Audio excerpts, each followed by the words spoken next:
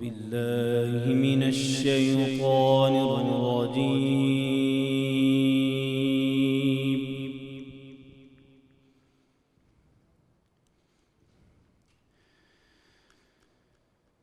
بسم الله الرحمن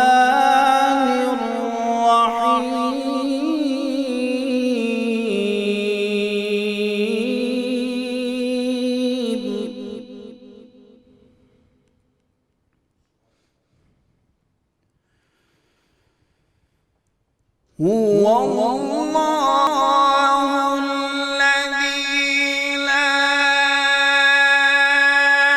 إله إلا هو عالم الغيب والشهادة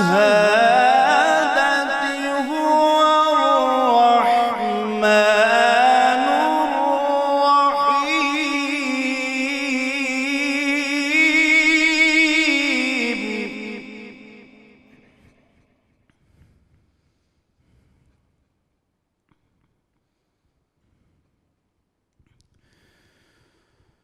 هو الله الذي لا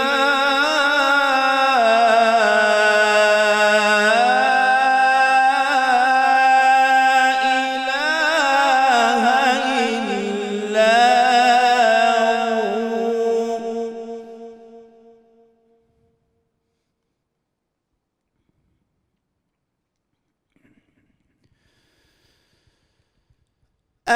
الملك القدوس السلام المؤمن المهيمن العزيز الجبار المتكبر سبحان الله عما يشركون.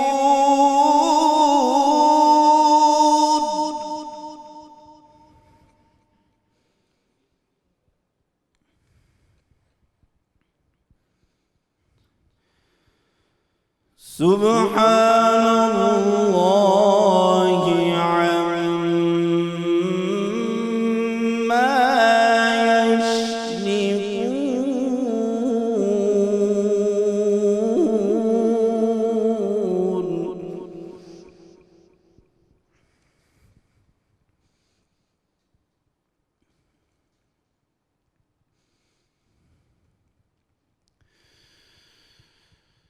هو الله الخالق البارئ المصور له الأسماء الحسنى يسبح له ما في السماوات والأرض وهو العزيز الحكيم.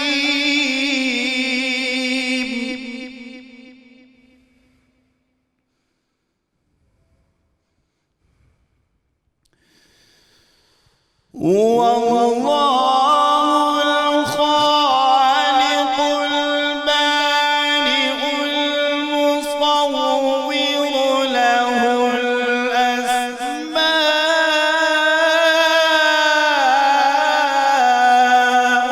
الحسنى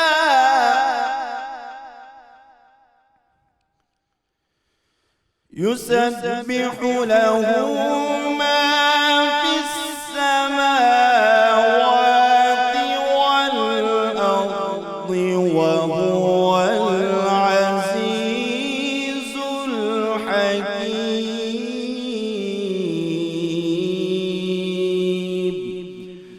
صدق الله العلي العظيم. ماشاءاللہ جی ماشاءاللہ سبحان اللہ. ملک معروف قاری جناب قاری محمد عمران علی سیالوی صاحب تلاوت کلام پاک سے قلوب منور فرما رہے تھے. الحمدللہ رب العالمین والصلاة والسلام علی سید الانبیاء والمرسلین.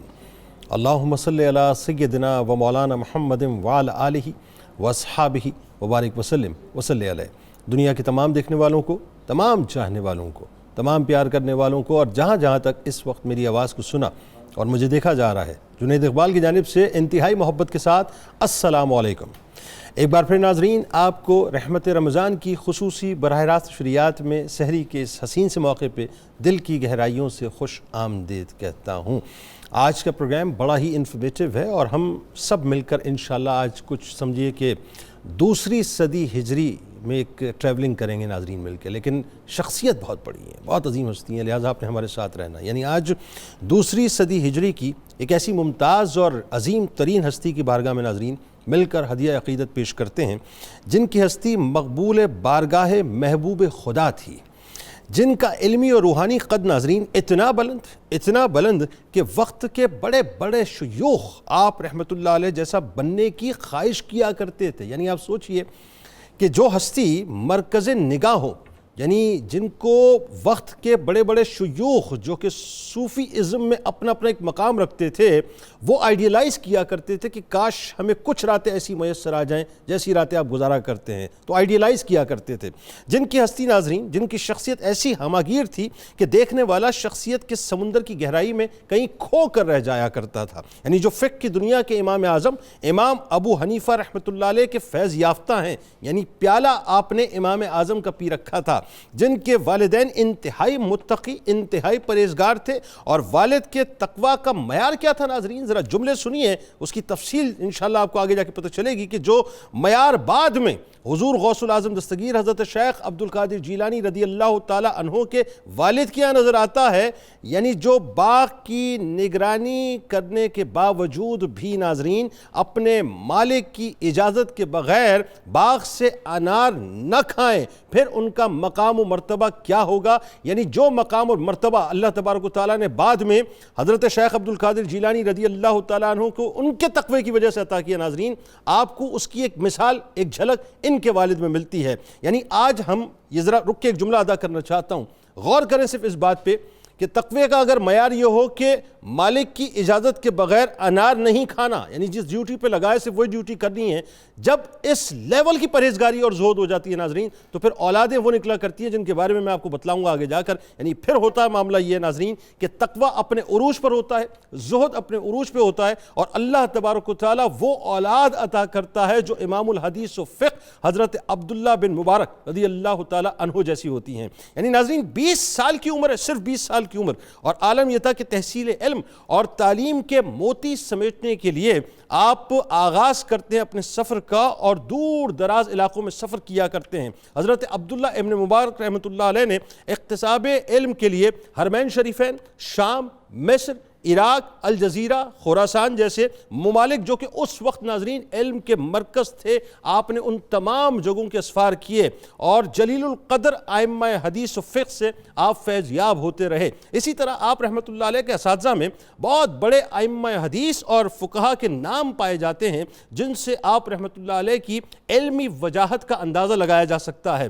ناظرین کرام، آپ نے بغداد کا سفر کیا اور وہاں جا کر امام اعظم امام ابو حنیفہ رحمۃ اللہ علیہ کی صحبت اختیار کی، اور مدت تک ان سے اکتساب علم اور ظاہری و باطنی فیض حاصل کرتے رہے۔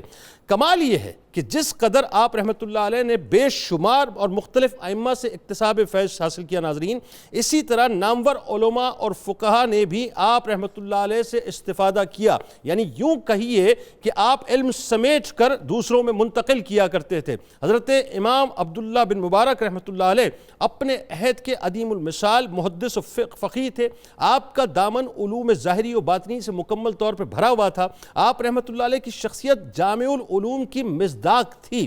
آپ محدث فقیہ ہونے کے ساتھ ساتھ ادب، نحو، لغت، فصاحت اور شعر میں بھی کمال مہارت رکھتے تھے۔ اللہ تبارک و تعالیٰ نے آپ کو بے شمار خوبیوں اور کمالات سے نوازا تھا۔ یہی وجہ ہے یہی وجہ ہے ناظرین کہ امام نسائی رحمۃ اللہ علیہ اور امام احمد بن حنبل رحمۃ اللہ علیہ اور ائمہ کرام نے آپ کی شخصیت اور آپ کے علمی کمالات کا دل کھول کر اعتراف کیا ہے. یعنی ایک تو یہ سمجھ لیجئے بات ناظرین کہ جو ہستیاں اپنے ہم عصر افراد کے درمیان بہت زیادہ مقبول ہوتی ہے اور جن کا اعتراف زمانے کو کرنا پڑے یا بعد والے زمانے کے لوگوں کو کرنا پڑے، سوچئے پھر ان کا مقام اور مرتبہ کیا ہوتا ہے. یعنی جن کو سفیان ثوری رحمۃ اللہ علیہ جیسے محدث و فقیہ عالم الآفاق فرمایا کرتے تھے اور جن کے مقام و مرتبے کو اکابرین امت نے یہ لکھ کر قلم کو توڑ دیا کہ وہ حدیث میں امیر المومنین تھے، اس کے بعد کہنے کو اور سننے کو ناظرین کچھ نہیں رہ جاتا. عبداللہ ابن مبارک رحمۃ اللہ علیہ کمال درجے کے فصیح و بلیغ تھے. یہی وجہ ہے کہ ابن جریح فرماتے ہیں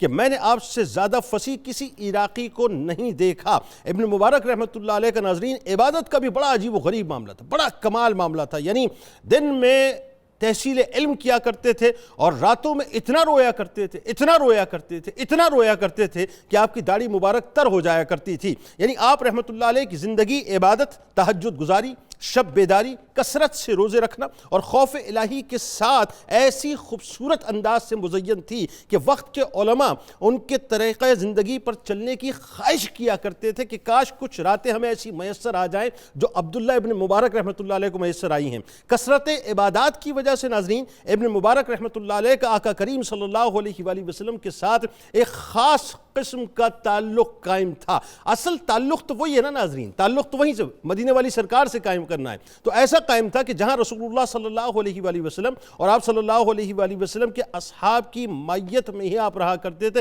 یعنی روحانی طور پہ اللہ تبارک و تعالیٰ نے آپ کو وہ مقام عطا کیا تھا کہ انہی محافل میں رہا کرتے تھے. عبداللہ ابن مبارک رحمۃ اللہ علیہ ناظرین بہت زیادہ سخی اور فیاض تھے.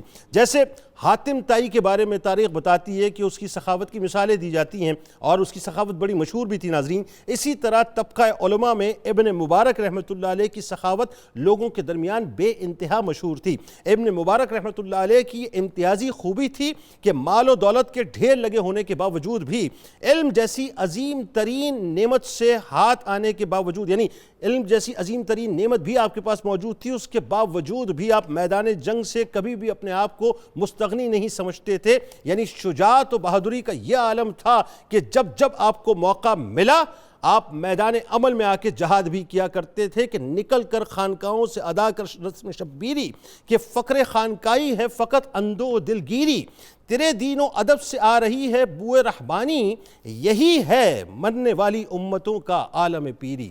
حضرت عبداللہ ابن مبارک رحمۃ اللہ علیہ کی بارگاہ میں انشاءاللہ آج ہم ہدیہ عقیدت پیش کریں گے. ہمارے ساتھ 3 ممتاز شخصیات موجود ہیں، یقیناً کسی بھی تعارف کی محتاج نہیں. پہلی شخصیت ممتاز عالم دین ہمارے بزرگ ہیں محترم جناب پروفیسر محمد سعید احمد خان صاحب موجود ہیں. دوسری شخصیت ہمارے بزرگ ممتاز اسکالر جناب ڈاکٹر شبیر احمد جامی صاحب موجود ہیں.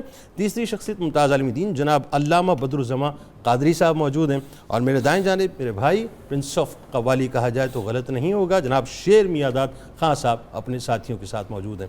تمام احباب کو السلام علیکم، خوش آمدید.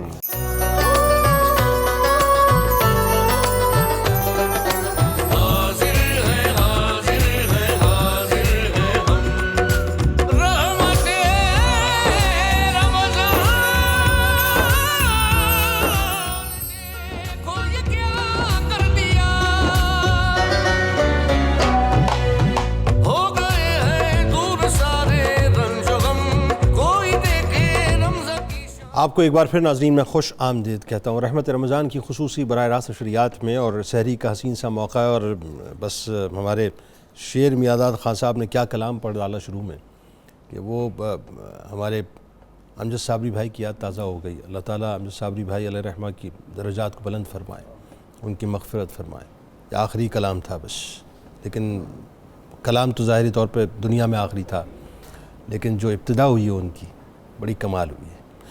آغاز کرتے ہیں امام فقہ امام حدیث حضرت عبداللہ ابن مبارک رحمۃ اللہ علیہ کی بارگاہ میں ناظرین چلتے ہیں. 2 صدی ہجری کی بہت ہی ممتاز شخصیت ہیں.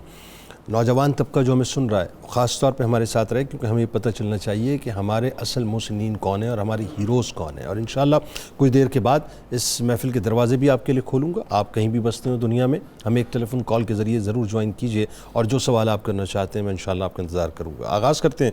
سب سے پہلے بتائیے پروفیسر صاحب کہ حضرت عبداللہ ابن مبارک رحمۃ اللہ علیہ کا جو خاندانی تعارف ہے اور ظاہر ہے خاص طور پہ جو اللہ تبارک و تعالیٰ نے آپ کو مقام اور مرتبہ عطا کیا اس میں آپ کے والد کا جو خاص طور پہ کردار ہے. جی بسم اللہ الرحمن الرحیم.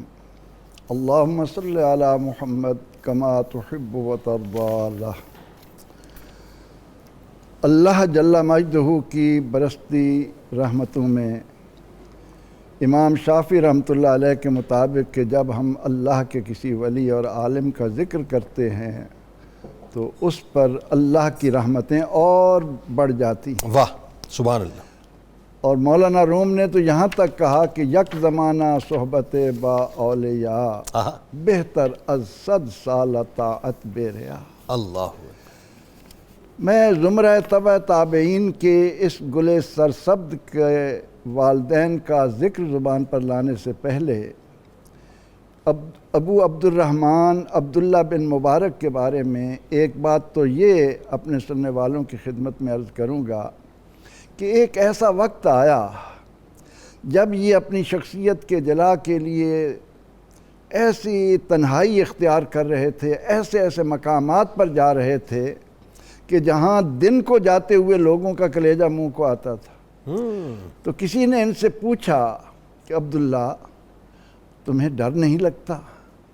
تو ان کا جواب سونے کے پانی کے ساتھ لکھنے کے قابل ہے. آپ نے فرمایا مجھے ڈر کیسے لگے، میرا نبی میرے ساتھ ہوتا ہے. اللہ اکبر. یعنی روحانی طور پہ سرکار علیہ السلام کی معیت میں رہا کرتے. النبی اولیٰ بالمومنین من انفسہم کا کیا خوبصورت جواب عبداللہ بن مبارک سبحان اللہ سبحان اللہ. تبع تابعین نے قیامت تک آنے والے علماء کے سامنے رکھا. سبحان اللہ. اور ایک اور بات وہ کیا؟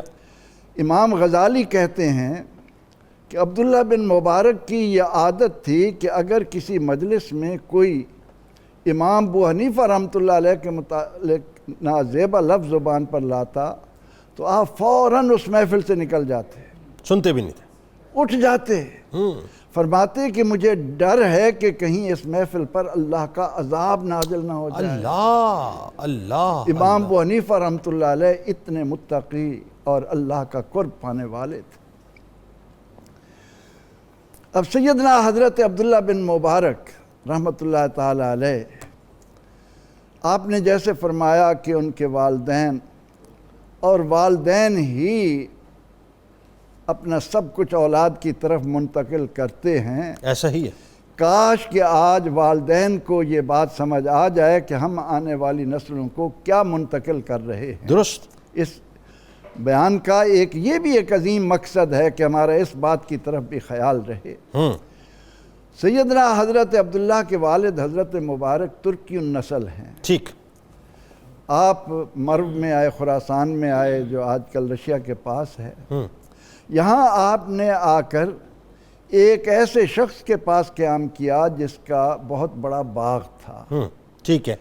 انہوں نے آپ کو اپنے ہاں ملازم رکھ لیا، خادم رکھ لیا، آپ کے لیے باغ کی دیکھ بھال کی. ہمیں معلوم ہونا چاہیے کہ یہ وہ دور ہے 2 صدی ہجری کا کہ جب صحابہ کرام رضوان اللہ علیہ مجمعین نے مختلف چھاونیوں میں آبادی کر کے کوفہ، بصرہ، فسطاط، عراق، ان جگہوں پر جا کر ہر طرف علم کے مرکز اور تقوی و طہارت کی بنیادیں رکھ دی تھیں. واہ بالکل ٹھیک. علمی طور پر آپ دیکھیں کہ مدینہ منورہ سے کتنی بڑی یونیورسٹی حضرت امام جعفر صادق چلا رہے ہیں رضی اللہ عنہ. بالکل ٹھیک ہے. امام مالک چلا رہے ہیں. بالکل ٹھیک. تو تقوی و طہارت کا ایک سما تھا عالم اسلام میں، اور ہر مسلمان کی یہ خواہش ہوتی تھی کہ میں اپنے اخلاق و کردار میں، اعمال صالحہ میں ایک دوسرے سے آگے نہیں. بالکل. اور یہ 2 صدی ہجری کا ابتدا جو ہے تابعین اور تبع تابعین کا دور ہے. تبع تابعین کا دور ہے. بالکل ٹھیک ہے. کیونکہ 618 ان کا سن ولادت ہے. بالکل ٹھیک ہے. اور 118 ہجری ان کا بنتا ہے. 118 ہجری بنتا ہے اور 150 ہجری میں امام اعظم ابو حنیفہ رحمۃ اللہ علیہ کا وصال ہوتا ہے. اب ایک دن ان کے باغ کا جو مالک تھا وہ آیا اور اس نے باغ میں بیٹھ کر اپنے اس پیارے ملازم سے کہا، خادم سے کہا کہ میرے لیے ایک انار لاؤ جو ترش ہو. ترش. ٹھیک ہے. وہ گئے باغ سے ایک انار توڑا، آپ کی خدمت میں لائے. انہوں نے جب اسے دیکھا تو وہ شیریں تھا، میٹھا تھا، ٹھیک ہے، انہوں نے اسے ایک طرف رکھا اور پھر انہیں کہا کہ جاؤ میرے لیے ایک اور انار لاؤ جو میٹھا ہو۔ وہ گئے، وہ ایک اور انار لائے، تو اس کو جب انہوں نے توڑا دیکھا تو وہ ترش ہے۔ ٹھیک، فرمانے لگے میں نے تمہیں ترش انار لانے کے لیے کہا، تم میٹھا لے آئے، تم میٹھا لے آئے، اور میٹھا لانے کے لیے کہا ترش تو لے آئے۔ تم ترش لے آئے۔ تو اس وقت ان کا جواب یہ ہمارے لیے اپنے اندر کتنا سبق لیے ہوئے ہے۔ وہ فرمانے لگے کہ جناب آپ نے مجھے ڈیوٹی دی ہے ان کی دیکھ بھال کی، تو اس میں مجھے یہ کہاں سے اجازت ہوگی کہ میں دیکھوں کہ کون سا انار میٹھا ہے، کس درخت کیا کا اچھی انار۔ بات، کیا اچھی بات ہے، کیا اچھی بات۔ وہ جیسے آپ کہہ رہے تھے نا آگے چل کر سیدنا غوث اعظم رضی اللہ عنہ، جی جی جی، تو بڑی مشکل سے ہوتا ہے دیدہ ور چمن میں دیدہ ور پیدا۔ تو اس کی بنیاد اس طرح سے چلتی ہے۔ اب ان کے اس کردار کو دیکھ کر مالک کی ان کی طرف خصوصی توجہ ہو گئی کہ یہ کیسا جوان ہے۔ یعنی یہاں ایک بات ذرا سے روک کے مجھے ذرا سمجھائیے گا کہ جس وقت وہ مالک نے یہ پوچھا کہ کیا تمہیں نہیں پتا کہ میٹھا کون سا اور ترش کون سا ہے، تو انہوں نے ظاہر یہ کہا کہ آپ نے مجھے اس کی حفاظت پہ رکھا تھا، کھانے کے لیے تھوڑی مطلب کہا تھا مجھے، تو میں نے کھایا بھی نہیں، ہاتھ بھی نہیں لگایا۔ یہ تقوی کا جو پہلا اسٹیپ ہے، ذرا یہاں پہ رک کے تھوڑا سا لوگوں کو سمجھائیں کہ آج ہم لاکھوں کروڑوں روپیہ، اربوں روپیہ دبا جاتے ہیں، اربوں روپیہ دبا جاتے ہیں، اور پھر ہم ایکسپیکٹ کریں کہ ہماری اولادیں جو ہیں وہ با وفا ہوں، با کردار ہوں۔ یہ کیسے ممکن ہے؟ ساری خرابیاں ہی تقویٰ تو یہاں سے شروع ہوتا ہے کہ ایک انار لیتے ہوئے بھی جو ہے گھبراہٹ شروع ہو جائے۔ خرابیاں ساری ہی حرام لقمے کی ہیں، ایسا ہی جی، حلال اور حرام کے درمیان تمیز۔ ابراہیم بن ادم رحمۃ اللہ علیہ سے کسی نے سوال کیا کہ حضور ہمیں اسم اعظم سکھا دیجیے۔ ٹھیک ہے، اسم اعظم کی تلاش کے لیے اخلاق کردار ہو نہ ہو ہم تلاش کرتے ہیں کہ اسم اعظم مل جائے اور چشم زدن میں ہم کہیں سے کہیں پہنچ جائیں۔ تو ابراہیم بن ادم رحمۃ اللہ علیہ نے فرمایا کہ دو باتوں کا اہتمام کر لو۔ وہ کیا؟ ایک تو حلق سے حلال لقمہ اتارو، اور دوسرا زبان کو سچا کر لو۔ جب یہ دو باتیں تمہارے اندر پیدا ہو جائیں گی تو تم اپنے رب کو جس نام سے پکارو گے وہ اسم اعظم۔ اللہ اکبر۔ یعنی آج یہی دو باتوں کی جو ہمیں کمی نظر آتی ہے معاشرے کے اندر، سچائی منہ کو آتی نہیں ہے، اس اور کے حلال نتائج لقمہ پیٹ میں اترتا نہیں۔ ہمارے سامنے ہیں کہ ہماری اولادیں ہمیں پکڑ کر ہماری گردنیں کاٹ رہی ہیں۔ بالکل ٹھیک ہے، اولاد اپنے والدین کو قتل کر رہی ہے۔ وجہ یہی ہے، اس کی وجہ یہی ہے کہ معاشرے کے اندر ہم نے اس بات کی طرف توجہ ہی نہیں دی کہ حلال اور حرام کے درمیان تمیز کرنی ہے۔ The world is much to us۔ جو آپ نے بویا وہ آپ کاٹ۔ فیئر انفیئر کی امتیاز جب دنیا سے ختم ہو جائے تو اس کا یہی نتیجہ نکلتا ہے، ہر طرف اس طرح کی طوفان کھڑے ہوتے ہیں۔ یہ ولایت بننے کا بھی پیڈسٹل اور پیمانہ نہیں، ولایت کا کوئی پیمانہ نہیں، یہ تو انسان بننے کا پیمانہ ہے۔ انسان بننے کا پیمانہ ہے۔ یعنی وہ انار کیوں نہیں کھایا کہ یہ حرام لقمہ جو ہے وہ پیٹ میں نہ اتر جائے، یہی بات ہے نا۔ کیونکہ ہم سے ایک ایک لقمے کا جواب قرآن کہتا ہے فَمَن يَعْمَلْ مِثْقَالَ ذَرَّةٍ خَيْرٍ يَرَهُ وَمَن يَعْمَلْ مِثْقَالَ ذَرَّةٍ شَرٍّ يَرَهُ۔ اچھا، اب وہ جو ہوا کہ پھر اس کے بعد انہوں نے اپنی بیگم سے کچھ تذکرہ کیا، وہ یعنی ان کی نظر ہو گئی کہ یہ نوجوان تو بہت اچھا ہے۔ بالکل ٹھیک ہے۔ اب ان کی بیٹی جوان ہے، اس کی بھی تربیت ان کے ہاں ہو رہی ہے۔ ان کی شادی کا موقع آیا تو ایک دن وہ ان سے مشورہ کرنے کے لیے بیٹھ گئے۔ ٹھیک ہے، کہ یہ اتنا اچھا انسان ہے، اتنا اعتماد لیا انہوں نے اپنی بیگم سے مشورہ کر رہے ہیں، وہ باغ کا مالک جو ہے، باغ کے نوکر سے، اپنے نوکر سے مشورہ کر رہے ہیں کہ میرے ہاں بیٹی جوان ہے، تو اس ضمن میں مشورہ دیجئے کہ میں اس کی شادی کے لیے کیا اہتمام کروں۔ کیسا لڑکا ہونا چاہیے؟ عبداللہ بن مبارک رضی اللہ عنہ کے والد حضرت مبارک کہتے ہیں کہ آپ کو معلوم ہے کہ عربوں کے ہاں رواج ہے کہ جب وہ رشتہ کرتے ہیں تو حسب و نسب کو دیکھتے ہیں۔ ٹھیک ہے۔ یہودیوں کے ہاں رواج ہے کہ وہ جب شادی کرنے کی تیاری کرتے ہیں تو ان کی نظر مال پر ہوتی ہے کہ مال و زر زیادہ سے زیادہ ہے۔ نصارہ کا یہ رواج چل رہا ہے کہ وہ شادی کے موقع پر حسن و جمال دیکھتے ہیں۔ ٹھیک ہے، لیکن ہمارے ہاں ہمارے آقا علیہ السلام نے ان تینوں چیزوں سے ہٹ کر ذات الدین، دین کو ترجیح دی ہے۔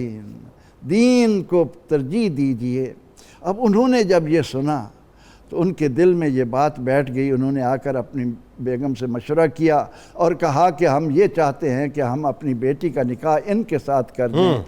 وہ بھی نیک تھی، وہ بھی سمجھتی تھیں کہ شوہر کی رضا میں اللہ کی رضا ہے۔ بالکل ٹھیک۔ نتیجہ یہ ہوا کہ جب باپ ایسا ماں ایسی، تو اس کے نتیجے میں اللہ نے عبداللہ بن مبارک جیسا۔ سبحان اللہ۔ یہ بات ناظرین میرا خیال ہے اس واقعے کو اگر کوئی بہت طریقے سے بار بار سنے نا تو سمجھ آئے گا کہ ہمارے سارے مسائل کی جڑ یہی ہے کہ ہم جو کھلا رہے ہیں نا اپنی اولاد کو، یا اولاد سے پہلے جو ہم خود کھا رہے ہیں، ظاہر ہے اس کے اثرات پھر ہمیں اپنی اولاد میں نظر آئیں گے۔ ڈاکٹر صاحب ذرا یہ بتائیے آپ کہ آپ نے اب ظاہر ہے ایک سرٹن ایج کے بعد کہا جاتا ہے کہ 20 سال کی عمر میں تحصیل علم کے لیے آپ نے اسفار کیے اور کئی ہزار شیوخ سے آپ نے ملاقاتیں کیں، ذرا وہ کیا واقعہ بتائیے ذرا۔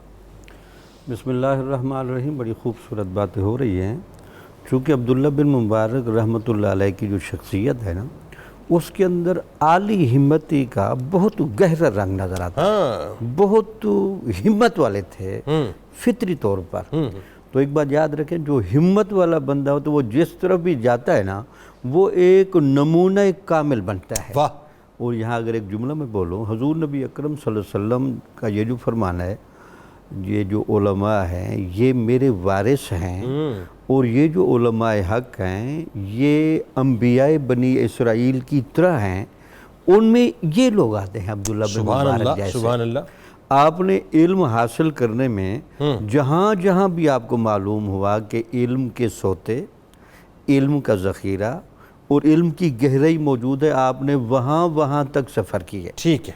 تو ایک روایت کے مطابق 4000 کے قریب آپ نے اساتذہ سے باقاعدہ زانوِ تلمس طے کیا، شیوخ کے پاس شیوخ کے پاس گئے اور ان کے پاس جا کر بیٹھے، حدیث کا ذخیرہ، فقہ کا ذخیرہ، قرآن کے معانی کا ذخیرہ اخذ کیا۔ اچھا ایک بات اور بیان کروں، یہ جو عالی ہمت بندہ ہوتا ہے نا، یہ صرف لفظ کی تلاش کے لیے نہیں جاتا، صرف سطحی معنی کے لیے نہیں جاتا، یہ معنی کی اس گہرائی کا متلاشی ہوتا ہے جس معنی کی گہرائی نے خشیت الہی اور تعمیر کردار کو ساتھ ساتھ لے کر چلنا ہوتا ہے۔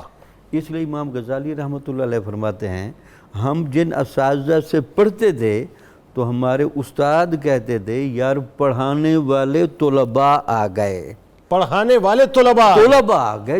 جب طالب اتنی اعلیٰ ہمتی سے آئے گا تو استاد کو سب کچھ جو علم، معنی اور خشیت و تربیت ہے وہ ساری نچوڑ کر دینی پڑتی ہے کہ بچہ مطمئن ہو۔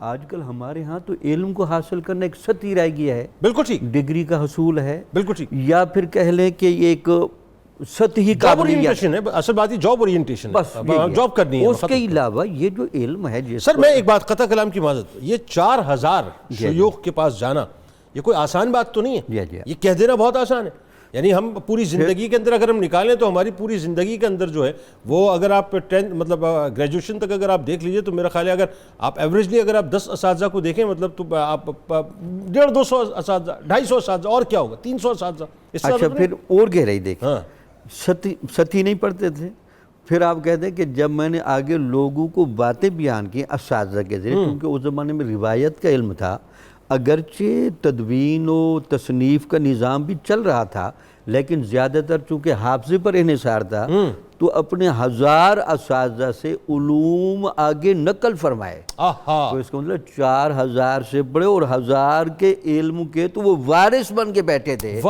مجھ سے وہ ساری چیزیں پوچھ لیں۔ سبحان اللہ۔ یہی وجہ تو تھی کہ بڑے بڑے علماء جب آنے لگے، وہ جو آپ نے لقب دیا امیر المومنین فی الحدیث، اللہ، یعنی اس کا سادہ مطلب یہ ہے کہ جس حدیث کا علم عبداللہ بن مبارک کو نہیں ہے وہ اس دنیا میں حدیث موجود نہیں ہے۔ اس کا مطلب یہ ہے کہ اسی وجہ سے ان کو کہا گیا کہ جو بھی حدیث موجود ہے وہاں تک عبداللہ بن مبارک پہنچے ہیں، اور ان کی وہاں سیادت اور ان کی وہاں اتھارٹی کو مانا جاتا ہے۔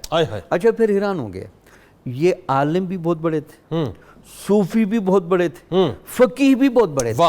یہ کمبینیشن کا شخصیت میں ہونا یہ بہت کم ہوتا ہے، ایک ہی شخصیت میں اتنی ڈائیورسٹی، اور اس میں ہر فیلڈ میں کامل مہارت۔ واہ واہ واہ۔ یہ نہیں کہ وہ فقہ میں بھی امام ہیں، حدیث میں بھی امام ہیں، اور تصوف میں بھی امام ہیں۔ اور کیسے امام کہ امام الانبیاء کی روحانی طور پر مائیت میں رہتے ہیں، یہ کیسی بات ہے؟ اس کی وجہ یہ ہے نا کہ لگتا یہ وہ جو میں نے جملہ بولا، حضور نبی اکرم صلی اللہ علیہ وسلم کے ورثاء نے قیامت تک آنا ہے. بالکل ٹھیک. کچھ ورثاء ہوتے ہیں جو بالکل جامع نوعیت کے ہوتے ہیں. اللہ. تو تابعین کے بعد جو جامعیت کا رنگ عبداللہ بن مبارک رحمۃ اللہ علیہ میں نظر آتا ہے. داتا صاحب جیسے بزرگ جو جملہ لکھتے ہیں، آپ کہتے ہیں کہ آپ جیسا بے نظیر بندہ پھر نہیں دیکھا گیا. یعنی آپ ایسے بندے تھے کہ آپ کی مثال آگے ملنا بہت کم نظر آتا ہے. اچھا ایک چیز اور، وہ تصوف کا بڑا ہی یوں سمجھ لیجئے کہ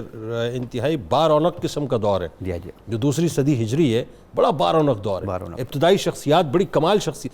تو اب مقصد یہ کہ ان شخصیات کے اندر عبداللہ ابن مبارک رحمۃ اللہ علیہ کا اتنا ممتاز ہو جانا، یہ کیسی کمال بات ہے. یہ پھر حرمین شریفین، مصر، شام اور الجزیرہ اور دیگر مطلب جو ہے وہ اپنا الجزائر وغیرہ دیگر علاقوں میں آپ کے اسفار کا سلسلہ، وہ کیسی بات ہے؟ یہی وجہ تھی نا کہ پھر آپ امام ابو حنیفہ کے تو تذکرہ بعد میں آئے گا، پھر آپ نے اپنے زمانے میں امام اعمش، سفیان ثوری، امام اوزائی، جو بھی علم کے منابع تھے، منابع تو بہت زیادہ تھے، مکہ کے علماء، مدینہ کے علماء، کوفہ کے علماء، ان سب سے آپ نے جا کر علم حاصل کیا. شام کے علماء امام مالک سے پڑھتے رہے، پھر ائمہ اہل بیت کا فیض حاصل کیا. تو ہر طرف کا فیض آپ کے پاس تھا.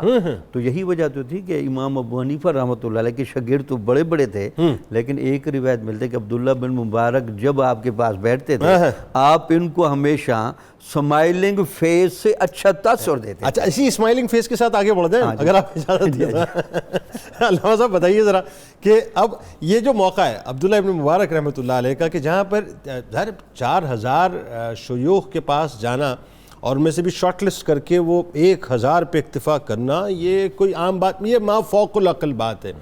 یہ ہو ہی نہیں سکتا کہ بغیر نبی کریم صلی اللہ علیہ وآلہ وسلم کی تائید کے یہ کام ہو. یہ ہو ہی نہیں، میں مان ہی نہیں سکتا اس بات کو، کیونکہ یہ کہہ دینا آسان ہے. 1000 اساتذہ سے استفادہ جو ہے وہ کرنا بڑا مشکل ہو جائے گا، کچھ اس کے کہ ہر فیلڈ کے اندر آپ امام نظر آتے ہیں.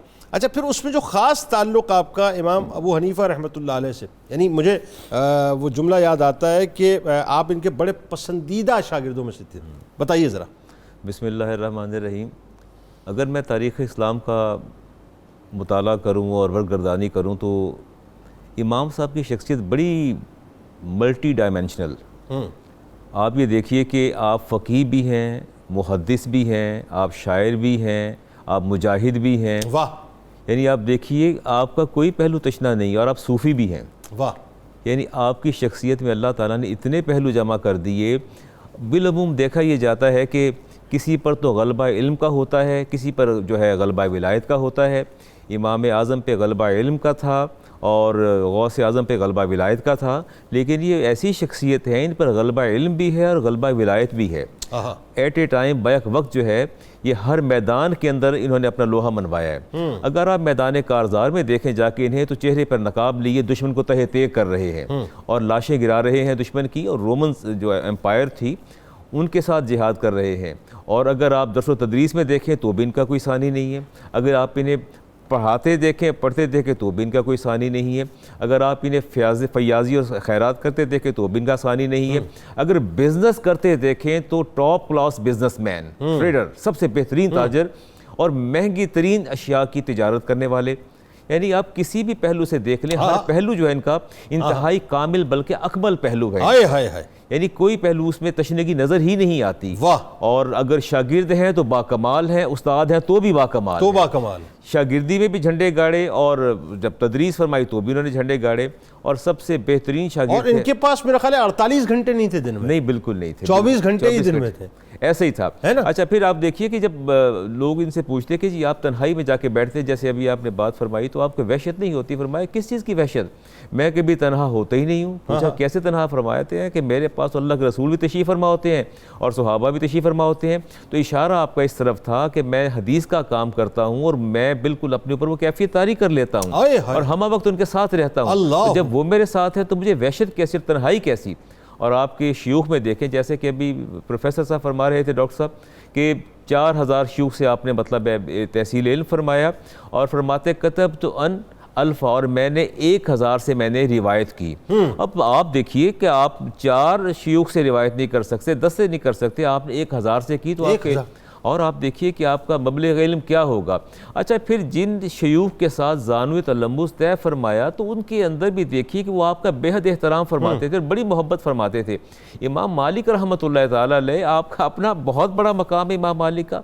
آپ دیکھیے کہ جب آپ حدیث پڑھنے کے لیے تشریف لے جاتے، آپ کے پاس بیٹھتے تو آپ سب سے پہلے کھڑے ہو کے ان کا استقبال فرماتے اور پھر لا کے اپنے پہلو میں بٹھاتے. امام مالک کسی کے لیے کھڑے نہیں ہوتے تھے سوائے ہماری ممدوح شخصیت کے، اور ان کے شاگرد بتاتے ہیں کہ آپ صرف ان کے لیے کھڑے ہوتے. عبداللہ ابن مبارک رحمۃ اللہ، عبداللہ ابن مبارک کے لیے کھڑے ہوتے اور اس کے بعد آپ اپنے پہلو میں بٹھاتے اور پھر جب حدیث پڑھاتے تو گاہے گاہے رک کے فرماتے کہ ہاں بھی فرمائیے کہ آپ اہل خراسان کے اندر اس حدیث پر کوئی اور روایت موجود ہے؟ اچھا آپ بھی یہ فرمائیے کوئی آثار موجود ہیں، اثر موجود ہے، یعنی آثار صحابہ موجود ہیں، پھر ان کی تائید حاصل کرتے اتنی محبت کے ساتھ. اور جب آپ اٹھ کے تشریف لے جاتے، مجلس برخاست ہوتی تو فرمایا یہ خراسان کے فقیہ اعظم ہیں. خراسان کے فقیہ، ان سے بڑا فقیہ کوئی نہیں خراسان کے اندر. یہ امام مالک علیہ رحمۃ اللہ کو یہ لقب دیا کرتے تھے. کیا ٹریبیوٹ ہے، کیا ٹریبیوٹ ہے. اور فرماتے مجھے ان سے بہتر جو ہے اور بڑا فقیہ نظر آتے خراسان کے اندر امام اوزاعی رحمۃ اللہ تعالیٰ کے ساتھ تشریف فرما تھے. اور جب آپ ان سے گفتگو کر رہے تھے تو آپ نے فرمایا کہ مجھے یہ اطلاع ملی ہے کہ کوفہ کے اندر کوئی ایسی شخصیت بھی موجود ہے جو قیاس کو پریفرنس پریورٹی دیتی ہے، ترجیح دیتی ہے، تو ذرا ان سے بچ کے رہنا. اچھا آپ فرماتے میں نے جواب نہیں دیا ان کی بات کا کیونکہ میں سمجھ گیا اشارہ کس طرف تھا. فرماتے اگلے دن میں نے فیصلہ کیا کہ ظہر کی نماز کے بعد امام اعظم ابو حنیفہ رحمۃ اللہ تعالیٰ علیہ کے جو نوٹس میں نے بنا رکھے تھے اور جو ان کا استنباط تھا، استخراج تھا جو میرے پاس موجود تھا، میں نے اس کے بعد ظہر کے بعد درس دینا شروع کیا اور روزانہ کسی حدیث سے کوئی نہ کوئی مسئلے کا استخراج کرتا.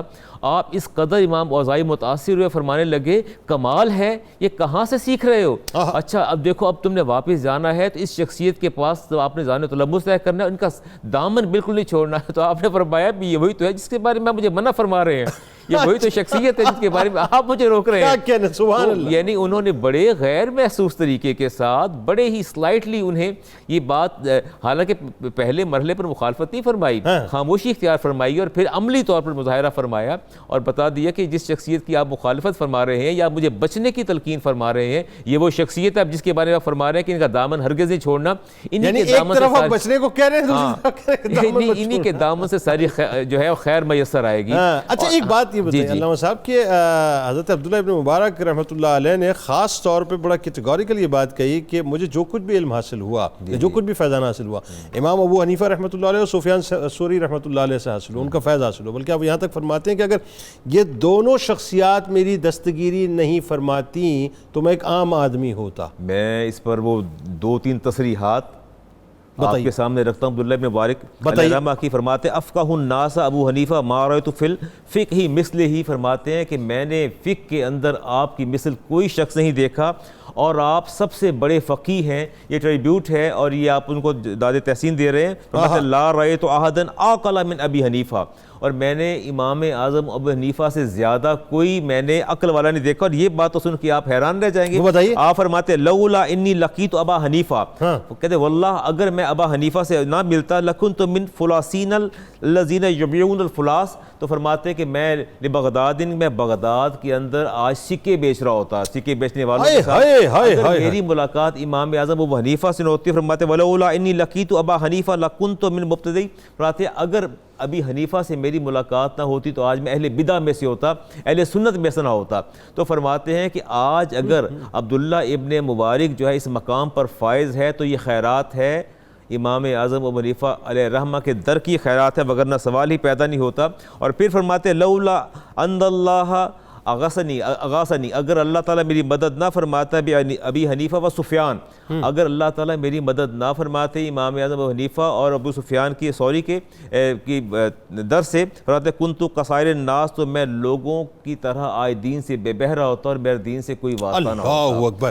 یعنی عبداللہ ابن مبارک رحمۃ اللہ علیہ جو امام ہیں، حدیث کے امام ہیں، فقہ کے، جن کو حدیث کا امیر المومنین کہا جاتا ہے، وہ زانوِ تلمس اس انداز سے اس لیول پہ جا کے خراج تحسین کیسا پیش کر رہے ہیں، خراج تحسین کیسا، کمال کا خراج تحسین. اللہ اکبر.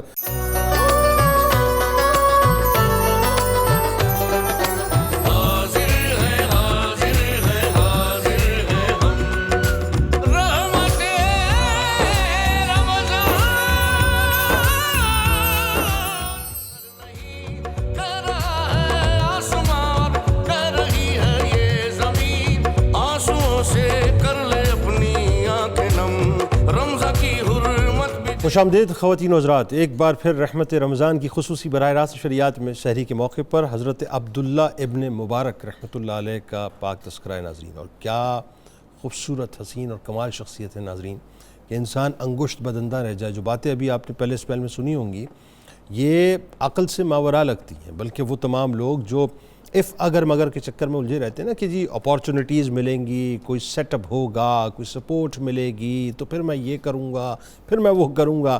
حضرت عبداللہ ابن مبارک رحمۃ اللہ علیہ نے جس سمت گئے آپ نے اپنے سکے جما دیے، وہاں پہ آپ نے اپنے جھنڈے گاڑ دیے. یعنی بتلا دیا کہ انسان اگر کچھ کرنا چاہے تو سب کچھ کر سکتا ہے، پھر اس کے لیے جو ہے وہ کسی دنیاوی سپورٹ کی اس کو ضرورت نہیں ہوتی. پروفیسر صاحب بھی بتائیے کہ آپ کو اللہ تبارک و تعالیٰ نے ایک تو ظاہر ہے یہ مقام دیا، اور یہ آپ کی طلب تھی کہ آپ جس طرح سے شیوخ کی بارگاہ میں گئے اور آپ نے استفادہ کیا علمی طور پہ، روحانی طور پہ، اسی انداز سے آپ نے جو ٹرانسفارمیشن کا آپ کا جو پروسیس ہے، یعنی جو آپ نے ٹرانسفر کیا اپنے علم کو، وہ شاگردوں کی ایک تعداد نظر آتی ہے اور ان کا بھی بڑا مقام مرتبہ نظر آتا ہے.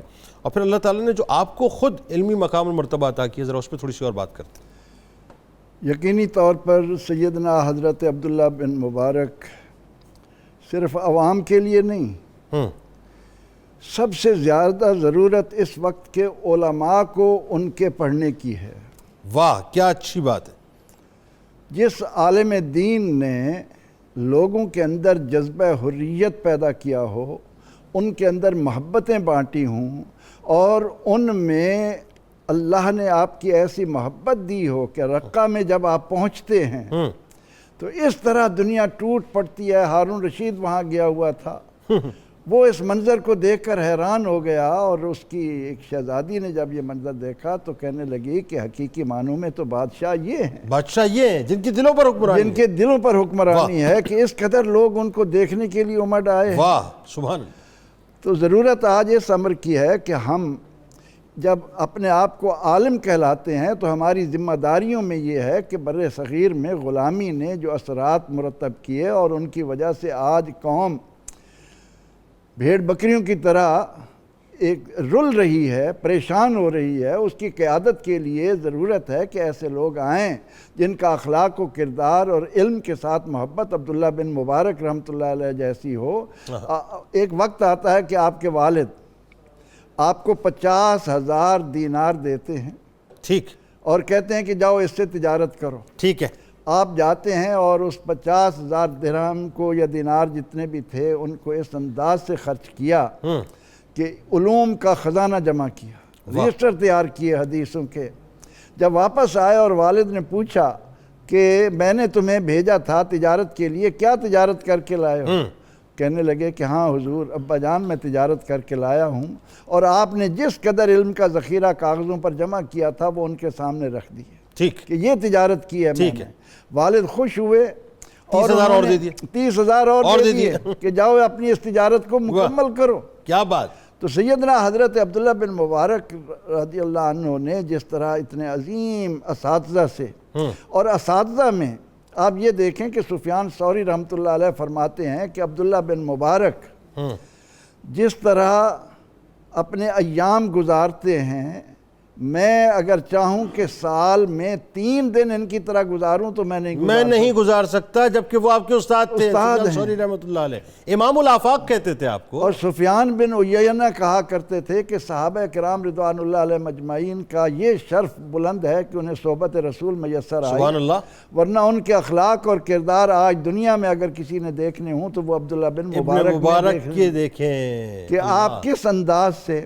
تو آپ نے جو جماعت تیار کی، یعنی ابھی ہم سن چکے جہاد بھی ہے، تجارت بھی ہے، کیا کیا مشاغل ہیں، اور جب ہم فیاضی ان کی بیان کرنے لگیں گے تو سننے والے آگے جا کے بتائیں گے. ارے وہ تو کمال، وہ آگے جا کے تو سیدنا حضرت عبداللہ بن مبارک آپ کے شاگردوں میں ابن وہب جیسا، ابن مہدی جیسا، امام عبد الرزاق بن حمام جن کی مصنف ابن عبد الرزاق کتنی مشہور ہے، اور ابن ابی شیبہ ان کی مصنف کس طرح سے مشہور ہے، یحییٰ بن آدم، ابو اسامہ، ابو سلمہ المنقری، مسلم بن ابراہیم، حسن بن ربیع، احمد بن منی، علی بن حجر، حسن بن عیسیٰ، حسین بن حسن المروزی.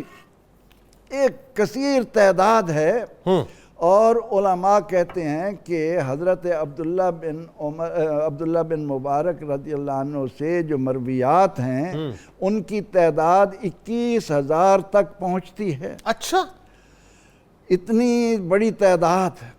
اور یہ بات وقت کے علماء کو مخاطب کرتے ہوئے میں عرض کروں گا کہ خدا را اپنے اندر انصاف پیدا کیجئے اور ان لوگوں کو خراج عقیدت پیش کیجئے جن کی بدولت ہمیں سیاستہ والے ملے. اب ان سیاستہ جیسے محدثین میں سے بھی حضرت ابو داؤد رحمۃ اللہ علیہ حضرت عبداللہ بن مبارک کے شاگردوں میں ہیں. سر امام نسائی نے احمد بن حنبل رحمۃ اللہ علیہ نے جس امام احمد انداز بن حنبل کا آپ دیکھیں کیا انہوں نے خراج تحسین پیش انہوں نے کیا، خراج عقیدت پیش کیا ان کو.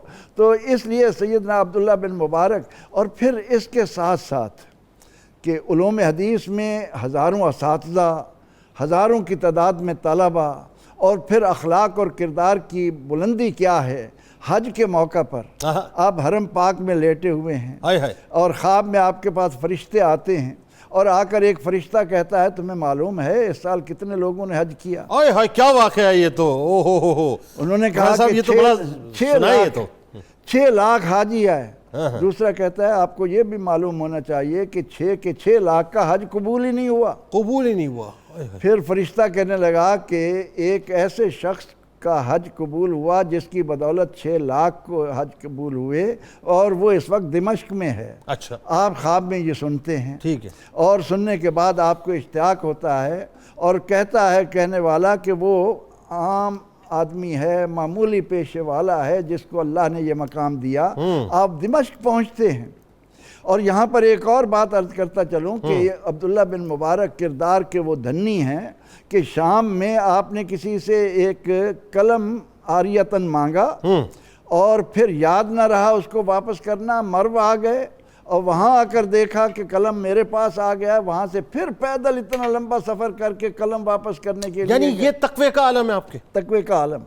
تو آپ نے دمشق جا کر پتہ کیا تو اس بندے نے کہا جی میں جوتے گانٹتا ہوں، میں نے اس سال حج کے لیے رقم اکٹھی کی تھی اور عین موقع پر ہمارے گھر کے قریب سے بھنے ہوئے گوشت کی خوشبو آئی. میری گھر والی کہنے لگی کہ مجھے بھی چاہیے، آپ جائیں، پڑوسی ہیں، ان سے مانگ لائیں. کہتے ہیں میں جب گیا اور ان سے کہا کہ آج آپ نے قیمہ پکایا ہے، کچھ ہمیں بھی دے دیجئے. وہ کہنے لگے کہ پکایا ضرور ہے لیکن یہ ہمارے لیے حلال ہے، آپ کے لیے حرام ہے. وہ حیران ہو گئے. کہتے ہیں کہ جب انہوں نے بتایا کہ ہم اتنے روز سے بھوکے تھے اور حالت اضطرار میں ہم نے ایک مردار کے گوشت سے یہ گھر میں تیار کیا، تو وہ موچی کہنے لگا کہ میں نے جب ان کی بات کو سنا تو مجھے حج کرنا بھول گیا. میں نے جو حج کے لیے تیاری کی تھی وہ سارا اٹھا کر ان کے حوالے کیا. عبداللہ بن مبارک اس کو بھی خوشخبری دے رہے ہیں کہ اللہ نے تم پر کرم کیا ہے. تو یہ کردار تمہارے صدقے ہمارا حج قبول ہوا. اور عالم یہ کہ آپ نے اس وقت یہ نہیں سوچا کہ میں کس مقام پر ہوں، آپ اس کو مبارکباد دے رہے ہیں. اچھا، ادب میں، نحو میں، لغت میں، فصاحت میں، شعر و شاعری میں بھی آپ کو ایک کملہ اللہ تعالیٰ نے عطا کیا تھا، یعنی جی جناب آپ نے کیا بات کہی. علماء لکھتے ہیں کہ ایک بار علماء و فضلاء کی ایک جماعت کسی مقام پر اکٹھی ہے. ٹھیک ہے، وہ کیا ہوا تھا؟ اور کسی نے کہا کہ آؤ عبداللہ بن مبارک کے کمالات اور ان کے فضائل شمار کریں. اچھا. اس کے جواب میں انہیں کہا گیا کہ وہ تو بے شمار خوبیوں کے مالک، علم فقہ، حدیث، ادب، نحو، ان میں ید طولہ رکھتے تھے، زہد و شجاعت میں بھی لاجواب تھے، نعت گو شاعر اور ادیب تھے. عبداللہ بن مبارک سبحان اللہ. اس پر جو نعت گو ہیں آج کے وہ کتنا فخر کریں گے کہ کیسی شخصیت کے ساتھ ہماری نسبت ہو رہی ہے. شب بیدار، عبادت گزار، حج، جہاد، شاہ سواری، ان سب میں اپنی نظیر آپ تھے اور لا یعنی باتوں میں وقت ضائع نہیں کرتے تھے. کیا خوبصورت پیغام ہے کہ لا یعنی باتوں میں उलमा को क्या काम है ऐसी बातों में उलझें? बिल्कुल ठीक। उलमा का काम है अवाम के अंदर मोहब्बतों का बांटना, उन्हें अल्लाह रसूल की वाह। मोहब्बत से सरशार करना, इन चीज़ों से बचना। फरमाते हैं कि नहायत मुनसिब मिजाज और मोतदिल थे। वाह। उन्होंने अपनी ज़िंदगी ऐसे खतूत पर उस्तवार की, और फिर उनके शागिर्दों में से एक एक शागिर्द ने वो कमाल मेहनत की है और हमारे लिए असासा छोड़ा है जिन जो पर अपनी आज अपनी जगह इल्म के मीनार है। इल्म के मीनार है। डॉक्टर साहब ये ज़रा बताइए कि एक तो ज़ाहिर है जो आपका इल्मी मकाम मर्तबा, इस पे बात तो मुश्किल हो रही है, लेकिन साथ साथ ये बड़ा मुश्किल होता है। और ज़ाहिर है अगर मैं इसको बहुत आम सी मिसाल दे के बात करूँ, फ़ी ज़माना किसी भी प्रोफेशन में आप चले जाइए तो उस प्रोफेशन के लोग उसी प्रोफेशन के लोग किसी और को एक्सेप्ट नहीं करते अपने सामने। अगर एक ही प्रोफेशन हो, कोई अगर आगे गया हो तो बड़ा उसमें मीन मीख होती है, उसमें बड़ी तनकीद होती है। लेकिन सूफिया का मिजाज बिल्कुल दूसरा है। सूफिया जो है वो एक्सेप्टेंस में देर भी नहीं लगाते। अब्दुल्ला इब्न मुबारक रहमतुल्लाह अलैह की बारगाह में जिस तरह से उस वक्त के तसव्वुफ़ की बड़ी बड़ी शख्सियात ने, इल्मी शख्सियात ने खराज तहसीन पेश किया और आपकी इल्मी जलालत का एतराफ़ किया, ज़रा बताइए उस बारे में।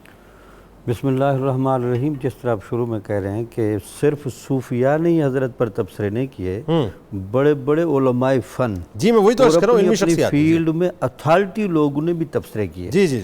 इल्म के बाब में जुनेद साहब 3 बातों को बड़ा करीब से देखा जाता है। एक होता है इल्म का मेयार, ठीक है, सिहत का और सदाकत का।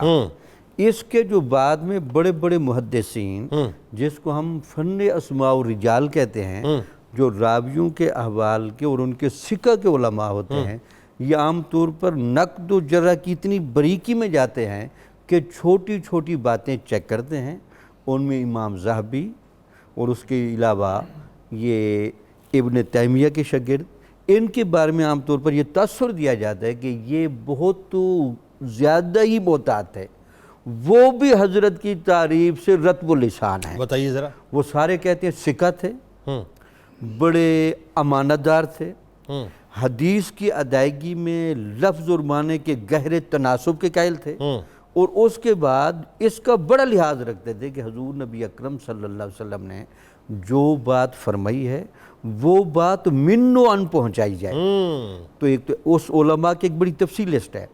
दूसरा उलमा आ गए फ़ुक़हा। फ़ुक़हा उलमा क्या काम करते थे? वो हदीसों की रोशनी में मानी और अहकामात की एक तवील लिस्ट तैयार करते रहे। भाई ये हदीसें अपने दामन में क्या मानी, क्या अहकाम, फ़राइज़ व सुनन की वो कौन सी जिहतें रखती हैं, वो भी सारे हज़रत की जलालत शान के मोतरफ़ हैं। वाह। अब इमाम अहमद बिन हम्बल जैसे बुज़ुर्ग बंदे का और अथॉरिटी इमाम का ये कहना कि अगर हम पूरे आलम में कोई आलिम देखना जाए अपने ज़माने में, तो हमारी निगाह अब्दुल्ला बिन मुबारक पर जाकर रुक जाती है। फिर इमाम हाकिम, जिनको वो मुस्तदरक हाकिम वाले बहुत बड़े मुहद्दिस, वो भी यही कहते हैं कि हज़रत का क्या निराला रंग है कि हमें हदीस के बाब में जब भी किसी एतमाद वाले बंदे को देखना हो तो हमें अब्दुल्ला बिन मुबारक सफ़ी अव्वल में नज़र आते हैं। अच्छा, फिर आ जाएँ फुज़ैल बिन अयाज़, इब्राहीम बिन अदम, जिन्होंने अमल की वो बारीकियां चेक की, मुजाहिद और रियाजत के वो रुख भी चेक किए जो कुर्ब इलाही, कुर्ब नबवी और हकीकत दीन को मुनकशफ करते हैं। वो भी कहते हैं कि यार जब हमने शब बेदारी, खशियत इलाही, अहवाल व मकामात में अब्दुल्ला बिन मुबारक को चेक किया तो हमें भी एक हसरत और रश्क आता है कि अल्लाह ताला ने क्या शाहपारा तैयार किया है कि हम इन जैसी नकाली करना और इन जैसे मशरब पर उतरने को अपने लिए फ़ख्र समझते हैं। इमाम इब्न हजर अस्कलानी रहमतुल्लाह अलैह बड़ा आप तहजीब और तहजीब में आपकी इल्मी वजाहत को बड़ा जो बयान करते हैं। यानी आप भी देखिए कि आपको सिक्का फरमाते हैं, मामून फरमाते हैं, हुज्जत फरमाते हैं और कसीरुल हदीस फरमाते हैं। उसके अलावा आप तीसरे रुख पर आ जाए, जिनको हम अगर कह दें फ़लासफ़ा, इमाम गज़ाली, इमाम राजी, ये जो अक्ल और दनई के शाहकार हैं, जब उनसे पूछा गया कि आपने अब्दुल्ला बिन मुबारक की तबीयत में हिकमत और दानई की भी कौन सी बातें चेक की हैं, वो भी इनको अपना इमाम कहते हैं। बिल्कुल ठीक है। तो इसका मतलब है कि अगर मैं सादा जुमला कह दूं, मुफस्सिरीन ने, मुहद्दिसीन ने, फ़ुक़हा ने, सूफिया ने, फ़लासफ़ा ने سب نے عبداللہ بن مبارک کو گہری طبیعت ایسا ہی ہے. اور رسوخ علمی پر ہمیشہ داد دی. اچھا اسماعیل بن عیاش رحمۃ اللہ علیہ فرماتے ہیں کہ عبداللہ ابن مبارک رحمۃ اللہ علیہ جیسا زمین پر کوئی ہے ہی نہیں، یعنی ان کے علاوہ کوئی دیکھا ہی نہیں انہوں نے کسی. داتا صاحب ان کو بے نظیر عالم اور صوفی کہہ رہے ہیں. اس سے اندازہ لگائیں داتا صاحب جیسا جس کو برے صغیر کی اور عالم اسلام سارا جانتا ہے کہ ان کا کتنا اپنا خود بڑا مقام ہے. وہ کہتے ہیں جی بے نظیر عالم تھے اور فقیہ اور صوفی. اللہ اکبر، اللہ اکبر. بات آگے بڑھاتے ہیں. اب ذرا علامہ صاحب یہ بتائیے کہ ایک تو آپ کی علمی جلالت کی بات آ گئی، اب آتے ہیں آپ کے زہد و تقوی کی طرف، آپ کی عبادات کی طرف. اب یہاں تھوڑا سا میں ایک یوں سمجھیے کہ ایک تمہیدی جملے سوال کے طور پہ رکھنا چاہ رہا ہوں. یعنی جب میں یہ دیکھتا ہوں کہ 4000 شیوخ سے استفادہ کرنا یہ کوئی آسان بات نہ تھی، کتنا وقت درکار، بہت مشکل. 1000 اس میں سے شارٹ لسٹ کرنا، پھر ان سے روایت کرنا کتنا وقت چاہیے، اسفار کرنا کتنا وقت چاہیے، اس کے بعد یہ سارے کام کرنے کے بعد تلامذہ یعنی جو اسٹوڈنٹس کو جو آپ نے ٹرانسفارم کرنا ہے وہ کتنا وقت چاہیے. اب اس کے بعد جب آپ کی زہد و تقوی اور عبادات کی بات آتی ہے تو وہ مائیت رسول صلی اللہ علیہ وآلہ وسلم کا حاصل ہونا وہ کتنی توجہ مانگتا ہوگا، بتائیے ذرا. کمال کی بات ہے کہ آپ کو 2 ناموں سے پکارا جاتا ہے. ایک تو رہبان اللیل اور دوسرا آپ کو فرسان بن نہار، کہ رات کو عبادت ایسے کرنی ہے جیسے کوئی راہب کرتا ہے، دنیا و مافیہا سے بالکل الگ تھلگ ہو کے اپنی راتیں جو ہیں اپنے مالک کے سپرد کر دینی ہیں، اور دن کو میدان کارزار کے اندر دشمن سے برسر پیکار بھی ہونا ہے. میدان کارزار میں بھی ہیں اور رات اللہ کی بارگاہ میں سجدہ ریز بھی ہیں، دونوں باتیں. بلکہ سفیان بن عیینہ فرماتے ہیں کہ نظر تو فی امر الصحابہ فما رأیت لهم الفق اللہ، فرماتے ہیں کہ میں نے تمام صحابہ کی حیات کو دیکھا اور میں نے عبداللہ ابن مبارک علیہ الرحمہ کو عمل اور تقوی میں ان سے کم نہیں پایا. مقام اور مرتبہ تو صحابہ کا بہت زیادہ، فرماتے ہیں اتنا ان کا عمل اور کردار، ایسا عمل اور کردار تھا کہ میں نے ان کو ان کی سطح پر دیکھا کہ اللہ نے ان کو توفیق عطا فرما کی تھی. اور سفیان ثوری فرماتے ہیں کہ میں نے ایک دفعہ ارادہ کیا کہ میں بھی ان کی طرح عبادت کروں، فرمایا میرے لیے ممکن نہیں تھا، 3 دن بھی میں ان کی طرح زندگی بسر نہیں کر سکا. یعنی یہ بھی آپ کی ایک جداگانہ حیثیت تھی. اور ایک واقعہ اگر آپ کے ذہن میں آ جائے، اگر اس واقعے کو سنانے سے پہلے اجازت ہو تو 2 کالز لے کے آ جاؤں آپ کی طرف. جزاک اللہ. محمد سلطان صاحب ہمارے ساتھ لاہور سے. السلام علیکم. وعلیکم السلام. جی جناب، کیا حال ہے؟ ٹھیک ٹھاک ہو؟ الحمدللہ الحمدللہ. جناب سر میں مجھے نا 4 سال ہو گئے میری ٹانگ کٹ چکی ہے. اچھا 4 برس ہو گئے آپ کی ٹانگ کٹ چکی ہے؟ جی. تو میں بمشکل رکشہ چلاتا ہوں اور اپنی روزی کا سسٹم کرتا ہوں، اور مکان بھی میرا کرائے کا ہے. اچھا تو آپ 4 برس سے آپ کی ٹانگ کٹی ہوئی ہے، بمشکل آپ رکشہ چلاتے ہیں اور آپ اپنا انتظام بہت مشکل سے کر پاتے ہیں. جی اب فطرانے کے بارے میں میرے بارے میں کیا رائے ہے؟ اچھا لے سکتے ہیں کہ نہیں لے سکتے؟ ٹھیک ہے آپ کو بتلاتے ہیں. بہت شکریہ آپ نے ہمیں جوائن کیا اور اللہ تعالیٰ آپ کے مسائل حل فرمائے. لیکن محمد سلطان صاحب آپ نام کے سلطان نہیں ہیں بلکہ آپ کام کے سلطان ہیں. یہ بہت بڑی بات ہے. میں آپ کو خراج تحسین پیش کرنا چاہتا ہوں. ظاہر میری آپ سے ملاقات نہیں، بہت مختصر میں نے جملے آپ کے سنے، لیکن میں اندازہ کر گیا کہ آپ ایک محنت کش آدمی ہیں، خوددار آدمی ہیں، باغیرت آدمی ہیں کہ ٹانگ 4 برس ہو گئے کٹ گئی لیکن رکشہ چلا کے گزارا کرتے ہیں، اپنا کسی طرح سے اپنے گھر والوں کا جو ہے پیٹ پالنے کی کوشش کرتے ہیں. اللہ تعالیٰ آپ کا حامی و ناصر ہو. بہت دعا آپ کے لیے، ضرور آپ کو بتلاتے ہیں. مطیبہ ہمارے ساتھ ہیں لاہور سے. السلام علیکم. السلام علیکم سر. جی وعلیکم السلام. جتنے بھی علماء یہاں پہ موجود ہیں ان کو بھی میرا عاجزانہ سلام. سر میں یہ پوچھنا چاہ رہی ہوں کہ ہم 4 سسٹرز ہیں، تو ہمارے نام ہمارے والد نے زمینیں پہلے لگائی تھی، تو ایک زمین تھی اس کا تھوڑا سا نا پرابلم تھا، تو وہ زمین میرے والد نے نا ایک آدمی کے لگا دی، سپرد کر دی. تو میرے والد کہ یہ آپ نے نا کے نام نا یہ زمین کرنی ہے. تو اب پہلے تو میرے والد نے سب بہنوں کا نام لیا تھا، تو وہ بعد میں وہ بزرگ ہو گئے تو ان کو کوئی خواب آیا، میرے والد اور میں نظر آئی، اس کی بیس پہ انہوں نے کہا کہ یہ چھوٹی سسٹر کے نام میں نے یہ ساری نا زمین ان کو ہی دینی ہے. تو پھر میری والدہ نے کہا کہ آپ میری بہنوں سے پوچھا کہ آپ سب رضامند ہیں اس بات پہ کہ وہ چھوٹی بہن کے نام زمین لگا دے گے؟ تو تب تو میری بہنوں نے کہا ٹھیک ہے، ہاں لگا دے نام. तब मेरी बहनों ने कहा आपके वालिद हयात हैं? आपके वालिद हयात हैं? नहीं उनकी डेथ हो गई थी आपके वालिद ने बड़ी से मैं आपका सवाल आपको समझा देता हूँ, हाँ या ना कीजिएगा। कुछ ऐसी बात है कि आपके वालिद ने 4 बहनों के नाम जो ज़मीनें करनी थी, किसी के नाम पे की हुई थी, उसने 4 बहनों के नाम पे करनी थी, उनको एक ख्वाब आया, उन्होंने आपको ख्वाब में देखा, आपके वालिद को ख्वाब में देखा। अब बात यह है कि आपके नाम पर ये ज़मीन ट्रांसफ़र हो सकती है कि नहीं हो सकती, उस ख्वाब की बुनियाद पे ये पूछना चाह रही? नहीं, उन्होंने कहा कि ना ये जमीन सब बहनों के नाम लगानी है, और वो उनकी डेथ हो गई थी। तो फिर बाद में उनको जब हाँ जी ख्वाब आया, तो उसके बाद उन्होंने कहा कि मेरी मम्मा ने पूछा सब बहनों से कि ये आपको एतराज तो नहीं, तो मेरी सब बहनों ने कहा नहीं हमें एतराज। मैं समझ गया, बात वही आ गई ना, घूम फिर के बात वही आ गई, बात वही आ गई। मैं समझ गया आपका मसला कि वालिदा ने पूछा एतराज तो नहीं है, वो ख्वाब की बुनियाद पे सारा आप पूछना ही चाह रही हैं कि हो सकता है कि नहीं। बताइए सवाल तो आप समझिए। जी, ला वसीयत लिल वारिसैन, वरसा के लिए वसीयत नहीं की जा सकती। बिल्कुल ठीक है। तो जब बाप का इंतकाल हो गया और जो कुछ प्रॉपर्टी है वो उसी शरई एतबार से तकसीम होगी, वो ख्वाब की कोई बुनियाद बनेगी? ख्वाब की ख्वाब जो है हुज्जत और उसको दलील नहीं हो सकता ना, बिल्कुल ठीक बात है। अच्छा, दूसरा सुल्तान साहब के लिए क्या है, फितराना ले सकते हैं वो? हाँ ले सकते हैं, बिल्कुल ठीक है। अच्छा, वो अपनी बात कंटिन्यू कीजिए आप। हाँ जी, मैं अर्ज कर रहा था कि आपको तकवे और ज़ुहद के एतबार से कि वो लोहार वाला वाक़या आता है आपकी सीरत के अंदर कि जब आपका विसाल हो गया तो बाद अज़ाम आपके शागिर्द ने आपको ख्वाब में देखा तो फरमाया कि अल्लाह ने कैसा मामला फरमाया। मामला अल्लाह ने बहुत अच्छा फरमा दिया, लेकिन एक लोहार मुझसे बाजी ले गया। वो क्या? तो आपने पूछा कि वो कैसे, फरमाया बस वो लोहार बाजी ले गया। तो शागिर्द कहते हैं कि सुबह मैंने जिस लोहार का पता चलाया तो घर उनका करीब ही था, आमने सामने घर थे। तो फरमाते हैं कि मैंने उसका पता किया, 2-3 दिन पहले उसका भी इंतकाल हो गया। और फिर फरमाते हैं मैंने उसकी बेगम से पूछा कि मैंने रात ख्वाब में देखा और अब्दुल्ला इब्न मुबारक फरमा रहे थे कि लोहार मुझे बाजी ले गया।